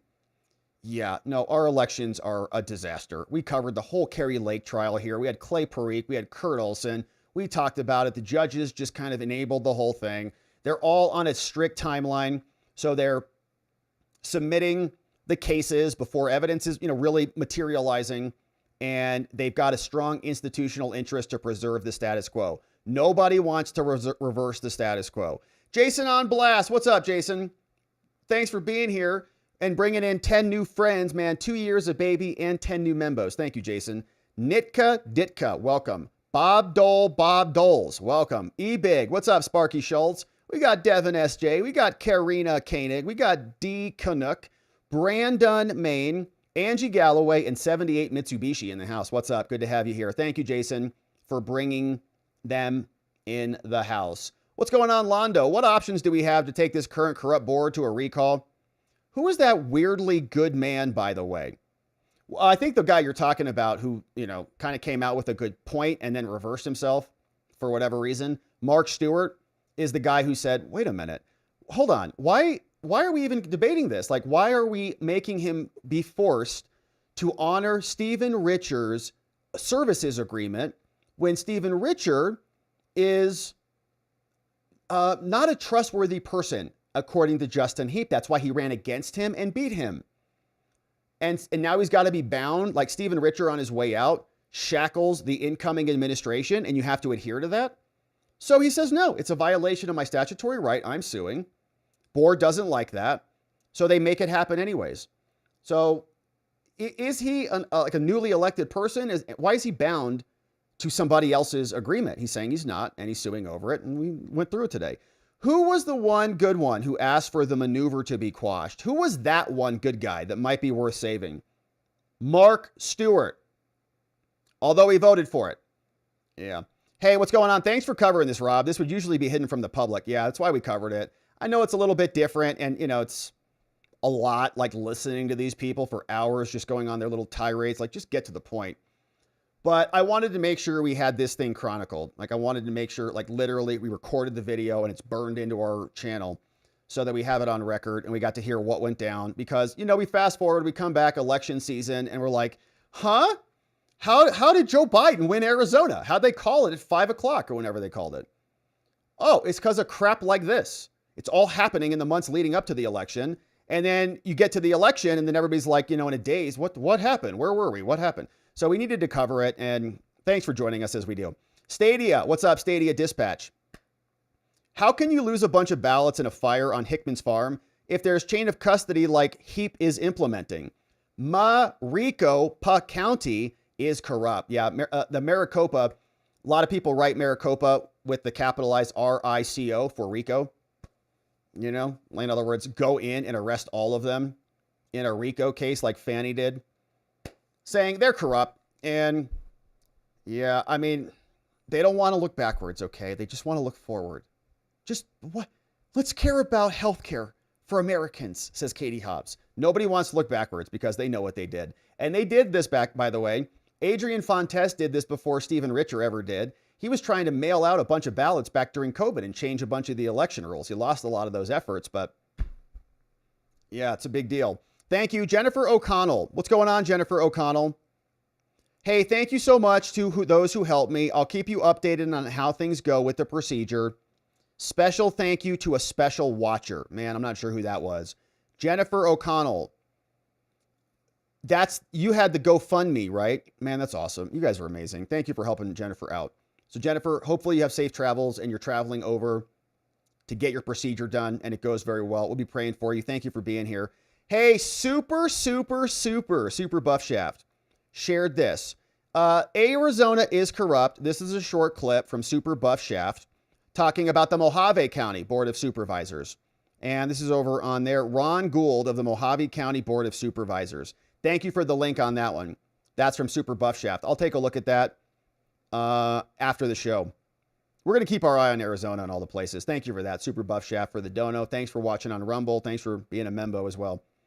Licka from the Licka Stow is here. 11 months as a membo, coming up on that 1-year anniversary, baby. Says, black conservative female, it's hard, but I gotta do it. Man, you're a black conservative female here in our channel? That's amazing. Thank you for joining us.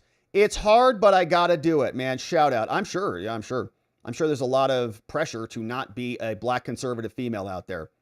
But we're glad that you're on the right side of history and joining us, and hopefully more join us in this cause.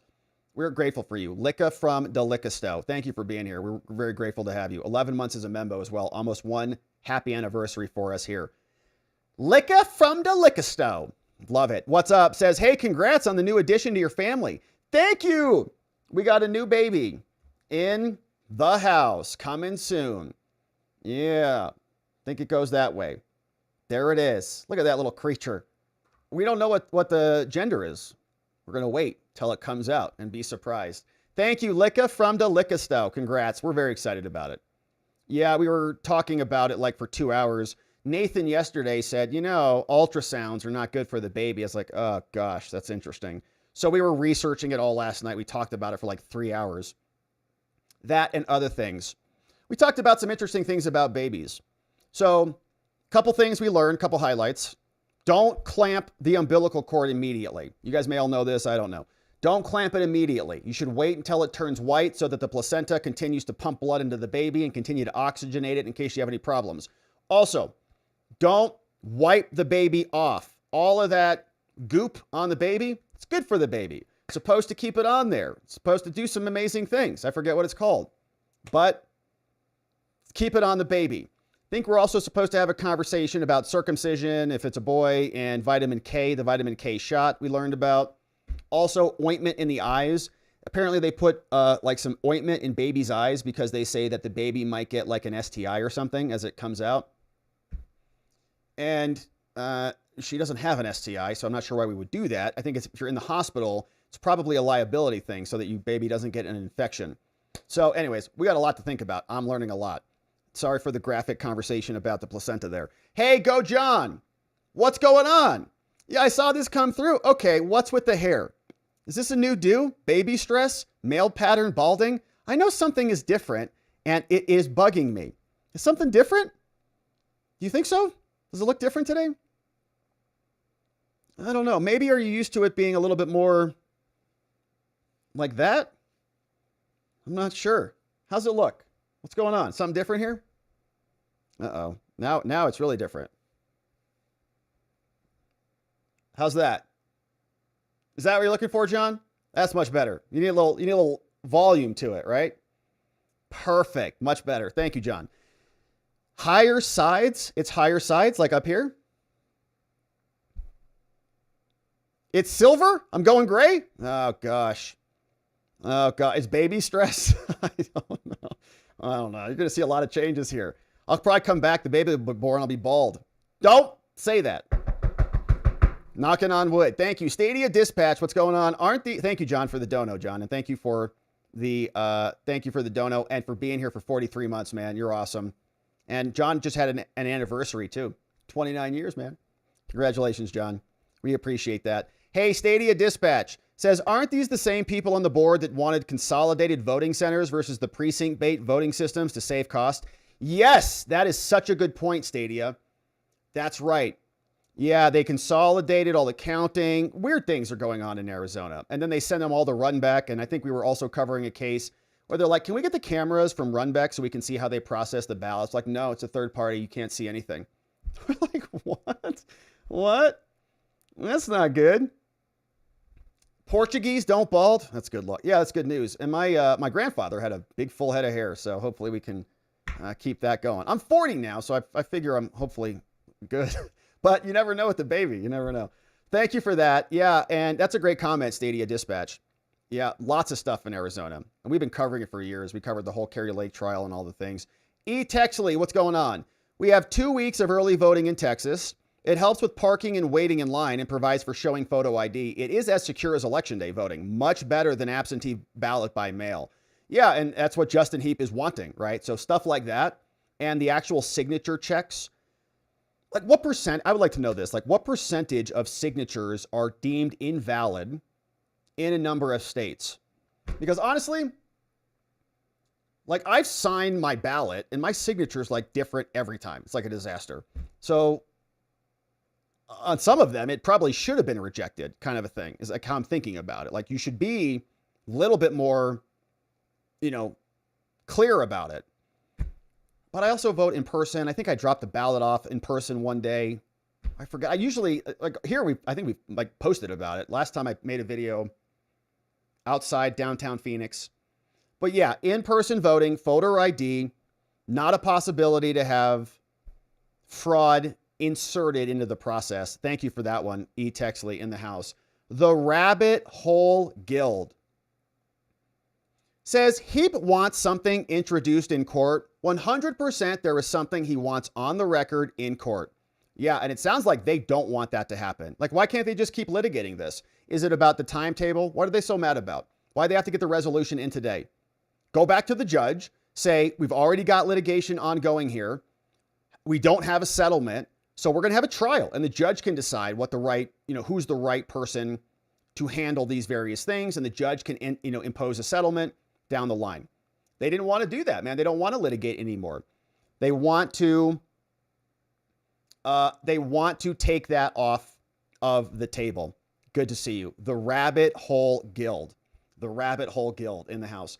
Off-Label Podcast. Great to see you, man. Up to 1.42K subs. Awesome. Great to see you, Off-Label. Hopefully you're over there following Off-Label. Now you all understand why I listen to these. It's a clue as to what they can tell you and how they react to being called out publicly. Yeah, and when they just start pounding the table about these things, like they bring him in, the whole thing's a sham. They bring him in, then they exit him, and then they sit around for an hour and a half and they talk about how they don't understand anything. He was there 5 minutes ago. You could have asked him, Debbie. You could have asked him all those questions. He didn't have to answer them. In fact, it sounded like they didn't even want to ask him questions, right? They brought him in. They're like, you get 10 minutes. We're not going to answer any questions. You're not obligated to say anything. So if you don't want to talk, that's great, because we don't even want to really hear from you. It's like a token appearance. Then they kick him out, and then they castigate him and lampoon him with 5 people and the lawyer. Like, where's his lawyer? Why didn't they bring his lawyer in to say, actually, I'd like to respond to that? They didn't. It's like a trial. It's like the January 6th committee. The whole thing was just a sham. We got to listen to it and see it. Thank you for that, Off-Label. Keep up the coverage, man. One old guy says, Maricopa County is pretty funky. Rhinos may be endangered in Africa, but not in Maricopa. There be rhinos everywhere. Yeah, there's a lot of rhinos in Arizona. That is for sure. Hey, Wolf Raven. What's going on, Wolf Raven? Great to see you, Wolf Raven. Swamp Sega City. We got Wood Tiger in the house. Wolf Raven, not even a membo, bringing in 10 membos. Thank you, Wolf. Very generous. Wild is here. Syracuse Chris, MD Crandall, Savars, Be Happy, Ms. Behaven, Daniel Goodwin, and Bonnie Adams, all in the house. Great to see you. Great to see you, Salvers and MD Crandall. And yeah, can someone explain, if they are basically supporting Heap, why don't they restore his power? Why did they employ the SSAs? Yeah, that's a great question. And why? Because they don't support Heap. They actually want the new SSAs to be the standard. And they prefer, I guess, Stephen Richer, that outgoing, guy who changed things and then imposed that. And they expect him to honor that.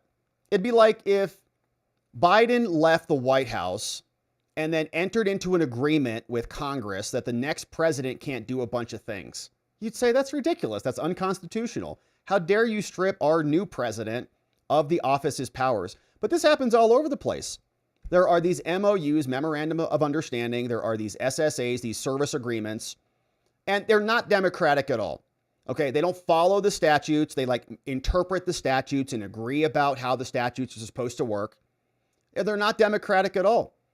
Follow the law and stop entering these agreements. If you want to make the laws, explicit, then go do that. But we the people want to vote and elect our people to go impose our will, not the will of the prior administration. Even if you say maybe Justin Heap should be more communicative, or maybe he wasn't, should have answered the email or whatever. That's fine. You can say all of those things and criticize the how it's being done, but the laws should be, the office has the statutory authority to conduct the execution of the office, should not be bound by some outgoing hack like Stephen Richer.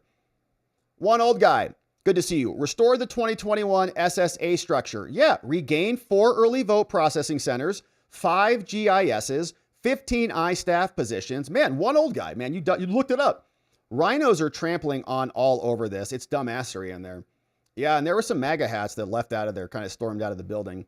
because they know what's going on. One old guy, thank you for the dono. Thanks for looking it up. Why should we be bound? Like, could you imagine running for Congress or something? You run for office and like, you actually have no power. Why? Because the guy you just defeated, he said that he entered into a settlement agreement with somebody else. And so you're limited to what he says you can do now. What? No, I'm not going to do that at all. And then when there's a back and forth about it, like, well, why won't you settle with us and do these things? Say, get the hell out of here. I'm not doing it. Gordon Beaton says the vice chair is former Congresswoman Debbie Lesko. And yeah, she used to be a Congresswoman, I guess. Lost her race, so now she's going to go be on the board and just rant and rave on there. Schlista, why don't Republicans get this message out? And looks like a long one. Says part of the SAVE Act, the media and the Democrats don't want you to read. So actually read the law. There's an exception to the law. If you can't prove your citizenship, there's a mechanism. And you don't actually need to change your name or your birth certificate at all. And so, yes, you can be a married woman and go vote. It's not the end of the world to make sure you're a valid person voting in an election. One old guy. Illegally stripping statutory power from the recorder is diabolical. Yeah, and that's just a straight principle. Okay, without even like debating what Justin Heap is doing, like you can't have a prior person in your office shackle, unless they want to change the law. They can change the statute and say, actually, it's 50-50 with IT. Yeah, it's 50-50. The law says 50 over here. No, it's all just the outgoing bitter recorder trying to harm the incoming recorder. It's ridiculous. Stay within the lines drafted by statutory law. Looks like Galactic Senate gave Chancellor Palpatine emergency power. It's diabolical. And they all sit there and their real basis for it was they're just frustrated that they can't get anything done. And he's litigating this. He's filing emergency motions they're so outraged about. Okay, just reverse it. Just reverse the SSA. Why are you binding him if you're so interested? Why are you honoring Stephen Richer? That guy. This old guy. No small wonder the elections in Arizona are screwed up. The recorder has no real say. And he's the only one who has the slightest notion about how to run an election. Elections are being run by a clown show of a board who are too busy ranting and raving because they're not having, patty cake with the county recorder. We want to cooperate with you. You do? Then how come you didn't ask him any questions? How come he came in there for about 15 minutes or whatever it was, and then you kick him out, and then you ridicule him essentially for the next 90 minutes? You guys are not cooperative at all. You're just bitter, and now you don't want the litigation to go on. You're probably unhappy about what's coming out in the litigation. And so you're launching your attack from your position of power to continue to consolidate your power against the will of the Arizona voter who voted for Justin Heap. One old guy. Where did the right and the left get their position? The right being logical, moral, and wise, true, and the left being illogical, immoral, and unwise. It's biblical. King Solomon wrote Ecclesiastes 10:2, said, a wise man's heart inclines him to the right, but a fool's heart inclines him to the left. Yeah, that's interesting. You may have seen that chart that kind of shows people's affiliation. Like conservatives generally are thinking about their families, their like their relationships, their God, their communities. It kind of goes in that order. So it's like, maybe you think about yourself, you think about your family, you think about your society, you think about, people kind of in this ring. Democrats, by contrast, are just naturally predisposed to thinking about like the world and about society and about, far away lands and things like that.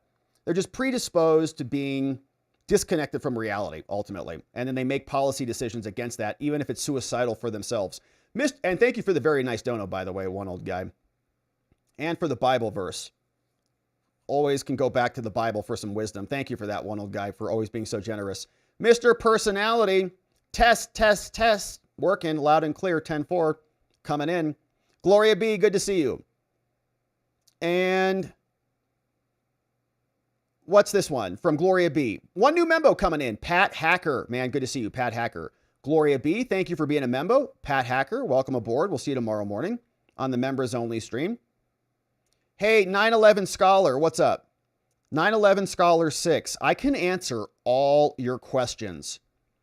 Email me at myhandle@gmail.com. About 9/11 or about in general? what's the price of Bitcoin going to be in 10 months? Any ideas on that? All right, I'll email you. Thank you for the dono. 2911, 9/11 Scholar. Maybe it's about 9/11 stuff, man. That would be interesting. Because I think that came up yesterday during, or maybe the day before, during one of the Epstein segments. We were looking for the missing 9/11 files in the Epstein records. 9/11 Scholar, thank you for the very nice dono. And for all of the insight. Looking forward to learning more. And why a prosecutor needs to follow the law. If it's a properly enacted statute and a constitutional one, she needs to enforce it for Fannie. Example A. If Fannie is a rather perfect example of what the Democrats do, instead of following the rules, they look to the outcomes first. Exactly, NY. Yeah, so same thing. They wanted the outcome of Joe Biden to be the winner of Georgia. So they made that outcome happen. Then they backfilled the votes. We know what they did. Same thing with the litigation. Fulton County launches a lawsuit to go get their files back, even though they have no standing. It's the clerk who should be suing, but they didn't. And they file the lawsuit first and then go get emails to backfill the votes, right? So it's the conclusion first, then they go get the supporting evidence and make it happen, even if it's not in line with the law. Exactly right, NY. One old guy, another one. Good to see you. Says right and left, the solicitation, the association to a political party labels are all on you out there to interpret what is written. I don't think God is either a Republican or a Democrat. Probably not. Or a capitalist or a communist. Probably not. Christ is king. That's true. And Jezebel, Fannie, repent. She won't. Fannie's not repentant at all.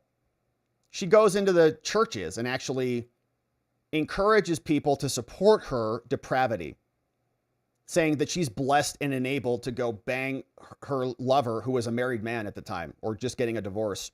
Thank you, one old guy. Yeah, some dark stuff there. Londo, the McCain cabal remains undead in Arizona. Yeah, they're still around a lot. A lot of that political power just changes, names a little bit, but it still exists. Thank you, Londo. Good to see you in Arizona. Hey, Bruce's 3613. Pam Bondi is a fixer, not an attorney general. Yeah, that's an interesting comment. I think a lot of people would agree with you on that. And she's technically the attorney general, but it does seem like she's kind of not really interested in pursuing a lot of things. Although, to her credit, she's also had some difficult judges in various locations. But thank you, Bruce's, for the comment. Like, for example, I'm thinking about Lindsay Halligan. Like, of course, Comey got prosecuted. I think you could say that Trump made that happen by screaming at Pam Bondi in his Truth Social post. What are you doing, Pam? Then we got indictments that came out later than that. But yeah, not a lot of energy in there. Robert, drop the 6 in my email address for answers. It's 911scholar@gmail.com. You're the man. Thank you, 911 Scholar. You know who did it? Man, I can't wait to find out. Good to see you. Londo, mom, mother. He won't do what we say. The entire Heap hearing in a single sentence. It was just like a wine fest. And we have to do something. They're not settling with us. Okay, well, he's not responding to us. He's like leaving them on red. Okay, go cry harder about it. Go back to court. Say, we tried to pursue a settlement. There is no settlement. Let's have a trial. We want it expedited. We want it in 2 weeks. Present your evidence. The judge can decide it. But they said no. So they brought him in, did a little patty cake game, and then kicked him out. Yeah, 911 Scholar, what's going on? Yeah, Londo. All right, we got some baby conversation going on. Londo, ultrasounds are okay, but like oxygen, too much is bad. Yeah, exactly. So we read about it, and I was asking a lot of questions about it because, ultrasounds are sound. Even if the baby can't hear it because it's over 20,000 hertz outside human hearing, it still is a vibration, right? There's a vibration. That's what sound waves are. So is the vibration, shaking the baby's brain? What does it sound like? Like, what if I put the ultrasound on my head? Like, right here. Would that do anything? Would it be bad? Probably not. And they also, I was reading about like the technique, like they move it around a lot. The sound waves can also heat up, flesh essentially, but they move it around so it doesn't actually get too hot. NY, an actual doctor says, Please don't say that, okay? Ultrasounds are harmless. That's what we've ultimately concluded. And by the way, you have to do, like anything, it's a cost-benefit analysis. So you get good benefits from the ultrasound. You can see, things like heart defects and stuff like that. So if the baby has a problem, you pull the baby out as soon as it's born, go into the NICU, get a heart surgery, whatever. So like it's important. The benefits outweigh any of the potential harms is how I think we're interpreting it. It's less harmful than loud music. We use ultrasound to show new mothers their living and alive baby. Yeah, you got to make sure it's all good. Like, is it missing a limb? Is it, something off with it? In fact, Rob, you can borrow my Butterfly portable ultrasound and check your baby whenever you want. Thank you, NY. We'll leave it to the professionals, I think. You don't want me playing around with an ultrasound. I'll literally take it out and put it on my head and say, hey, is there anything in there? Here, is there brain in there? We might be all shocked. There might not be much in there. So thanks, NY. We appreciate it. Yeah, babies. Yeah, and I was looking like cavitation. Like, is there gas in there that causes a cavitation that heats up that can hurt the baby? I read a lot about it last night. One old guy. I remember they used to call it VD. Now it's an STI. How the terms change, like the redefining of the vaccine. Perfect. Yeah, no, we love talking about my wife's, anyways. Thank you for that, one old guy. And we just want it to be, safe and sound. Please, Gouveia, says Rust Us Android. Don't mutilate your child's wiener, privates. Let him make that decision when he's old enough. Oh, man, that's a spicy comment right there. I think there might be something religious that I have to think about in this conversation. And then, you might want your child to match, I don't want to say, I don't want to comment anymore, but, matching it might be good. I don't know. This is a contentious one, no doubt about it. Thank you, Rustus. And the other thing, too, about that, like if you don't want to get the vitamin K shot, apparently they're not going to do it. They're not going to snip anything.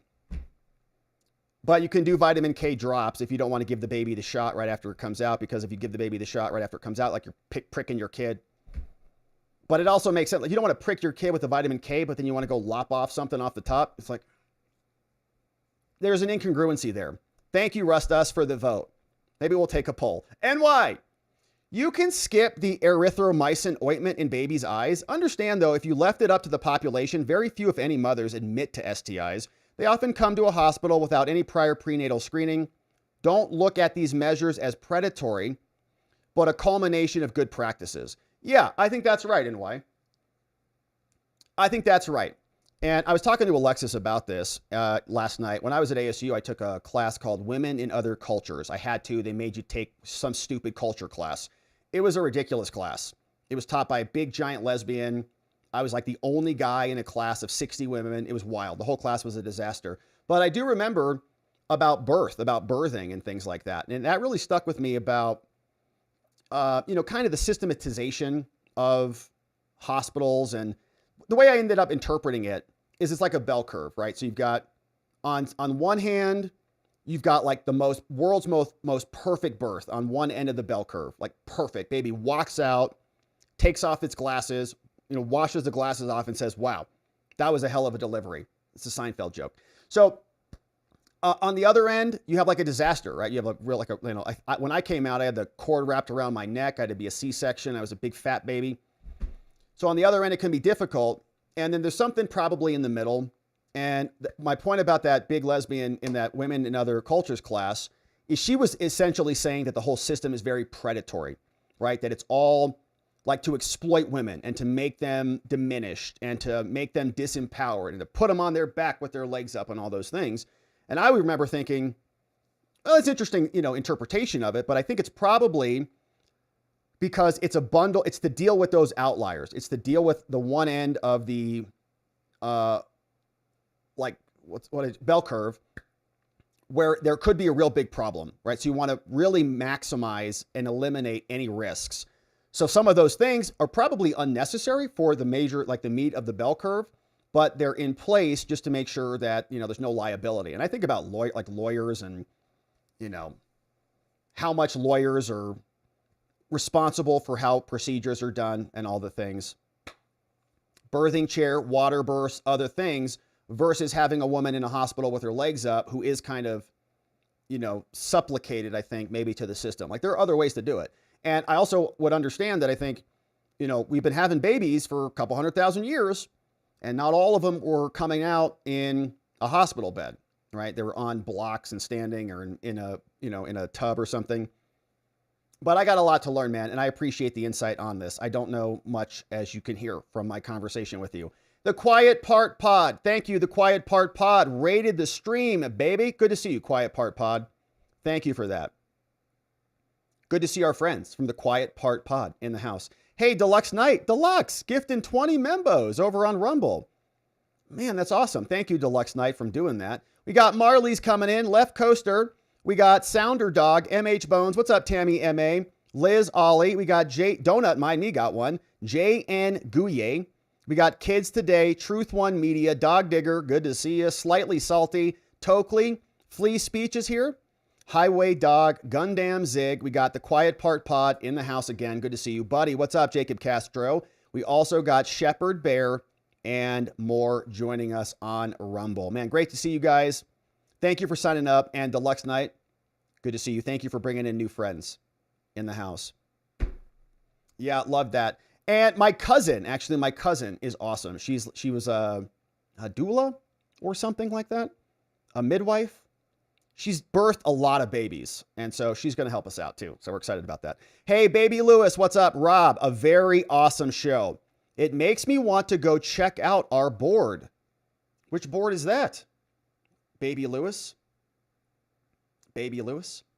What's going on? Baby Lewis, thank you for that. It makes me want to go check out our board. What board is that? Watcher Monitor? Is that board? Yeah, what's going on? And this one from Rust. Paul clearly says that we are not under the law. You are not mandated to remove a personal part of someone that cannot be replaced, from Rustus. People get very, very excited about this conversation, and I think with good reason. I remember talking to Viva about this. When Viva came out to join us at the Charlie Kirk Memorial, we were all hanging out. Viva was walking around asking everybody if they're circumcised. And he asked me the question, and I was like, I gave my answer very clearly. It's like, Viva, come on. And he's like, yeah, see? And then he was asking other people, and other people were getting all squeamish about it. Other people were like, well, like, how could you even ask me such a thing? Thank you, Rustus, Android, for the conversation. It's a good thing to think about. And shout out for the biblical reference. We appreciate that. Rob, we really don't care about your heir. Like the baby? Like H-E-I-R? Yeah, I don't know. Yeah, Kay Bean is right? My sister would have been dead if she hadn't given birth in a hospital. She started hemorrhaging and needed a blood transfusion. Yeah, like that's the other concern, right? That's the other end of the bell curve. And I had a friend like that, man, that had a really horrific birth with their baby. Baby's great now, but it was like a disaster. The baby was like on life support for like 3 days and is healthy. But like, that's the kind of thing you get super nervous about, Kay Bean. So I don't even want to will that into existence. Our baby's going to walk out, start tap dancing, and then go immediately to the potty and be potty trained from day one. It's going to be a perfect thing. So we're looking forward to that. It's going to happen. Just watch. All right. So my friends, thank you really for the advice. And I really take it to heart. And I appreciate you talking and sharing it with us, because it's going to be a beautiful thing. We're looking forward to it. Could it be the Guthrie grandson? I think that they are doing polygraphs today or something, right? Polygraphs, I think, are happening today. Yeah, I was a C-section, and I think my youngest brother was a C-section too. So I don't know. But then they say sometimes the C-sections are unnecessary. They just like want to get you in and out, cut it, baby comes out next, cut it, baby comes out next. I don't know. Crazy KPM. Rob, COVID did seem to end election integrity. Yeah, we covered it. We covered like a dozen lawsuits that whole cycle, maybe more. Mark Elias, all the Democrats, the Norm Eisens, all of them were suing to change the rules. Yeah, and then integrity at large, also true. Yeah, remember they said, oh, no, take this. You have to take it, or we're going to put you in jail and kick you out of your job and throw you out of the hospital. You're a firefighter and you don't take this jab, you're gone. Yeah, we remember that. And then turns out they lied about transmission and many things. Further, the wrong paper scam is the reason, in my view, Arizona carried its weight in cartel actions against Uncle Sam. Hobbs is a disgrace. Yeah, and there's a lot there too. Cartels may be running the whole system. Sadie, we have had election issues back in Bush's election and the under-the-table payoffs in Chicago, buying them. I just listened to a professor on this and he made sense. The elephant was finally seen as it has been sitting in the room all along. COVID issue made it magnified and most discernible. Most discernible. Thank you, Sadie, for that.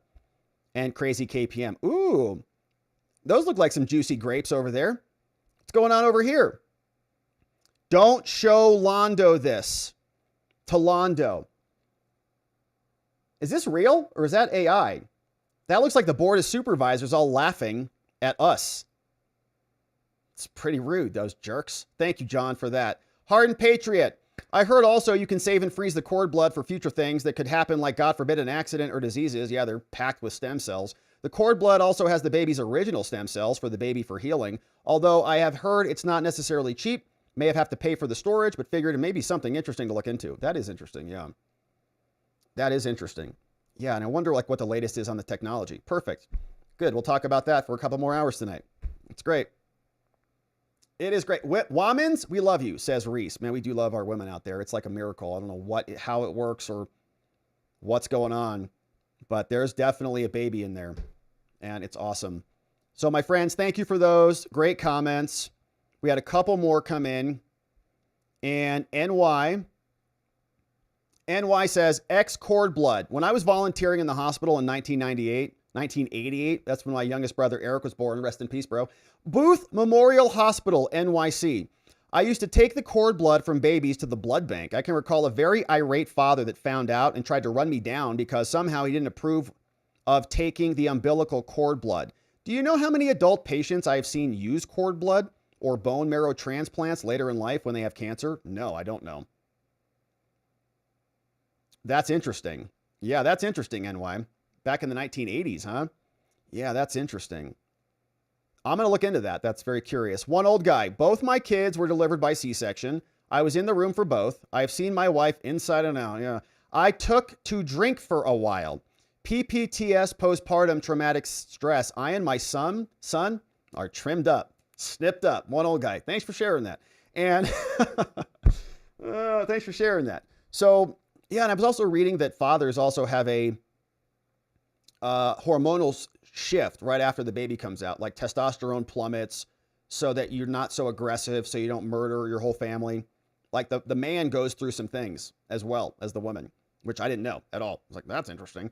Dan, 97.43% of the ballots will now be controlled by the Board of Supervisors now. Yeah, that's great. Only 2.57 will be done via the Recorder's Office of Maricopa County. So just siphoning off power, stealing from his office, and we're just supposed to sit here and take it because he's not responding to her emails to her liking. Get out of here, Debbie.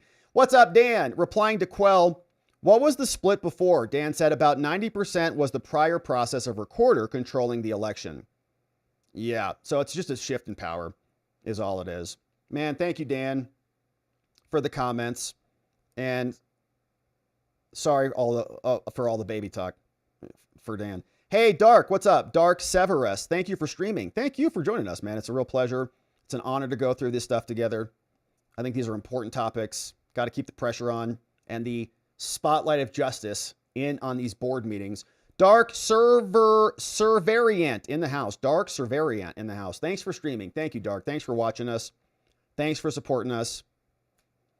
Yeah, and yeah, I have an uncle who was not snipped, had problems with infections all his life, no matter how well he maintained his hygiene. Then in the 40s, he had it done. Very painful. Wished he had done it at birth. Yeah, I don't know. All right. We'll have to think about it, but we appreciate the various takes. Lots to learn, no doubt about it. We got a bunch of books and stuff, so going to be reading it. All right, so my friends, let us leave it there on the day. It's been a beautiful stream. We covered, I think, some good ground. We'll have some segments and some consolidated posts coming out later from today, and it's going to be a great rest of our week. So we're coming back tomorrow. We're going to get into it again before we close out the day. Want to thank our amazing mods and meme smiths. Big thank yous go out to Muffin Rando in the house. Donut Mind Me. We got John McGarvey. Shout outs to Carrie B, K Bean in the house. We got Neuro D, Janik, Dog Digger over on the Rumbles. We got Geegum Geegum, Elliot, and just Rhonda all modding the fort down for us.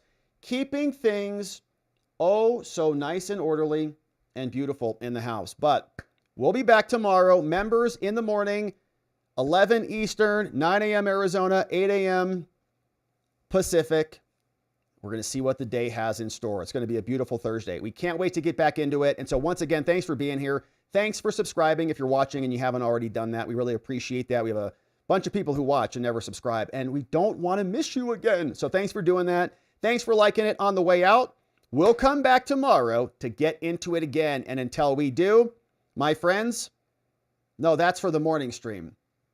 We're coming back here tomorrow to get into it again. And in order to do it appropriately, we are going to need to see you right back here so that together with your help, we can shine that big, beautiful spotlight of accountability and transparency down upon our system with the hope of finding justice. Make it a beautiful night, my friends. Sleep very, very well. We'll see you right back here tomorrow. Bye-bye.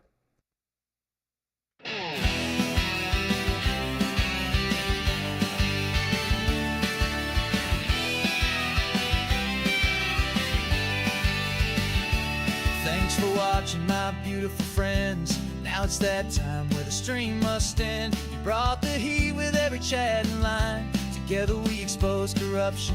One more time we dove in the truth where the media hides. Lit up the lies with receipts on all sides. The fight isn't over, but we made them sweat. We ain't done yet, no, not just yet.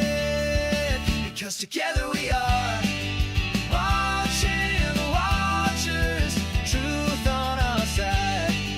Watching the watchers. We won't be denied. Watching the watchers. Eyes open wide.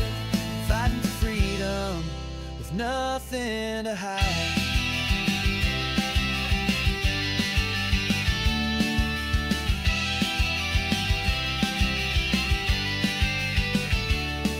Drop a like and don't forget to share. And bring a friend who's ready to care. Tomorrow's lies are just today's news, but here we see through the scripted ruse. Together we are watching the watchers, shining the light. Watching the watchers, defending what's right. Watching the watchers, stay each night together.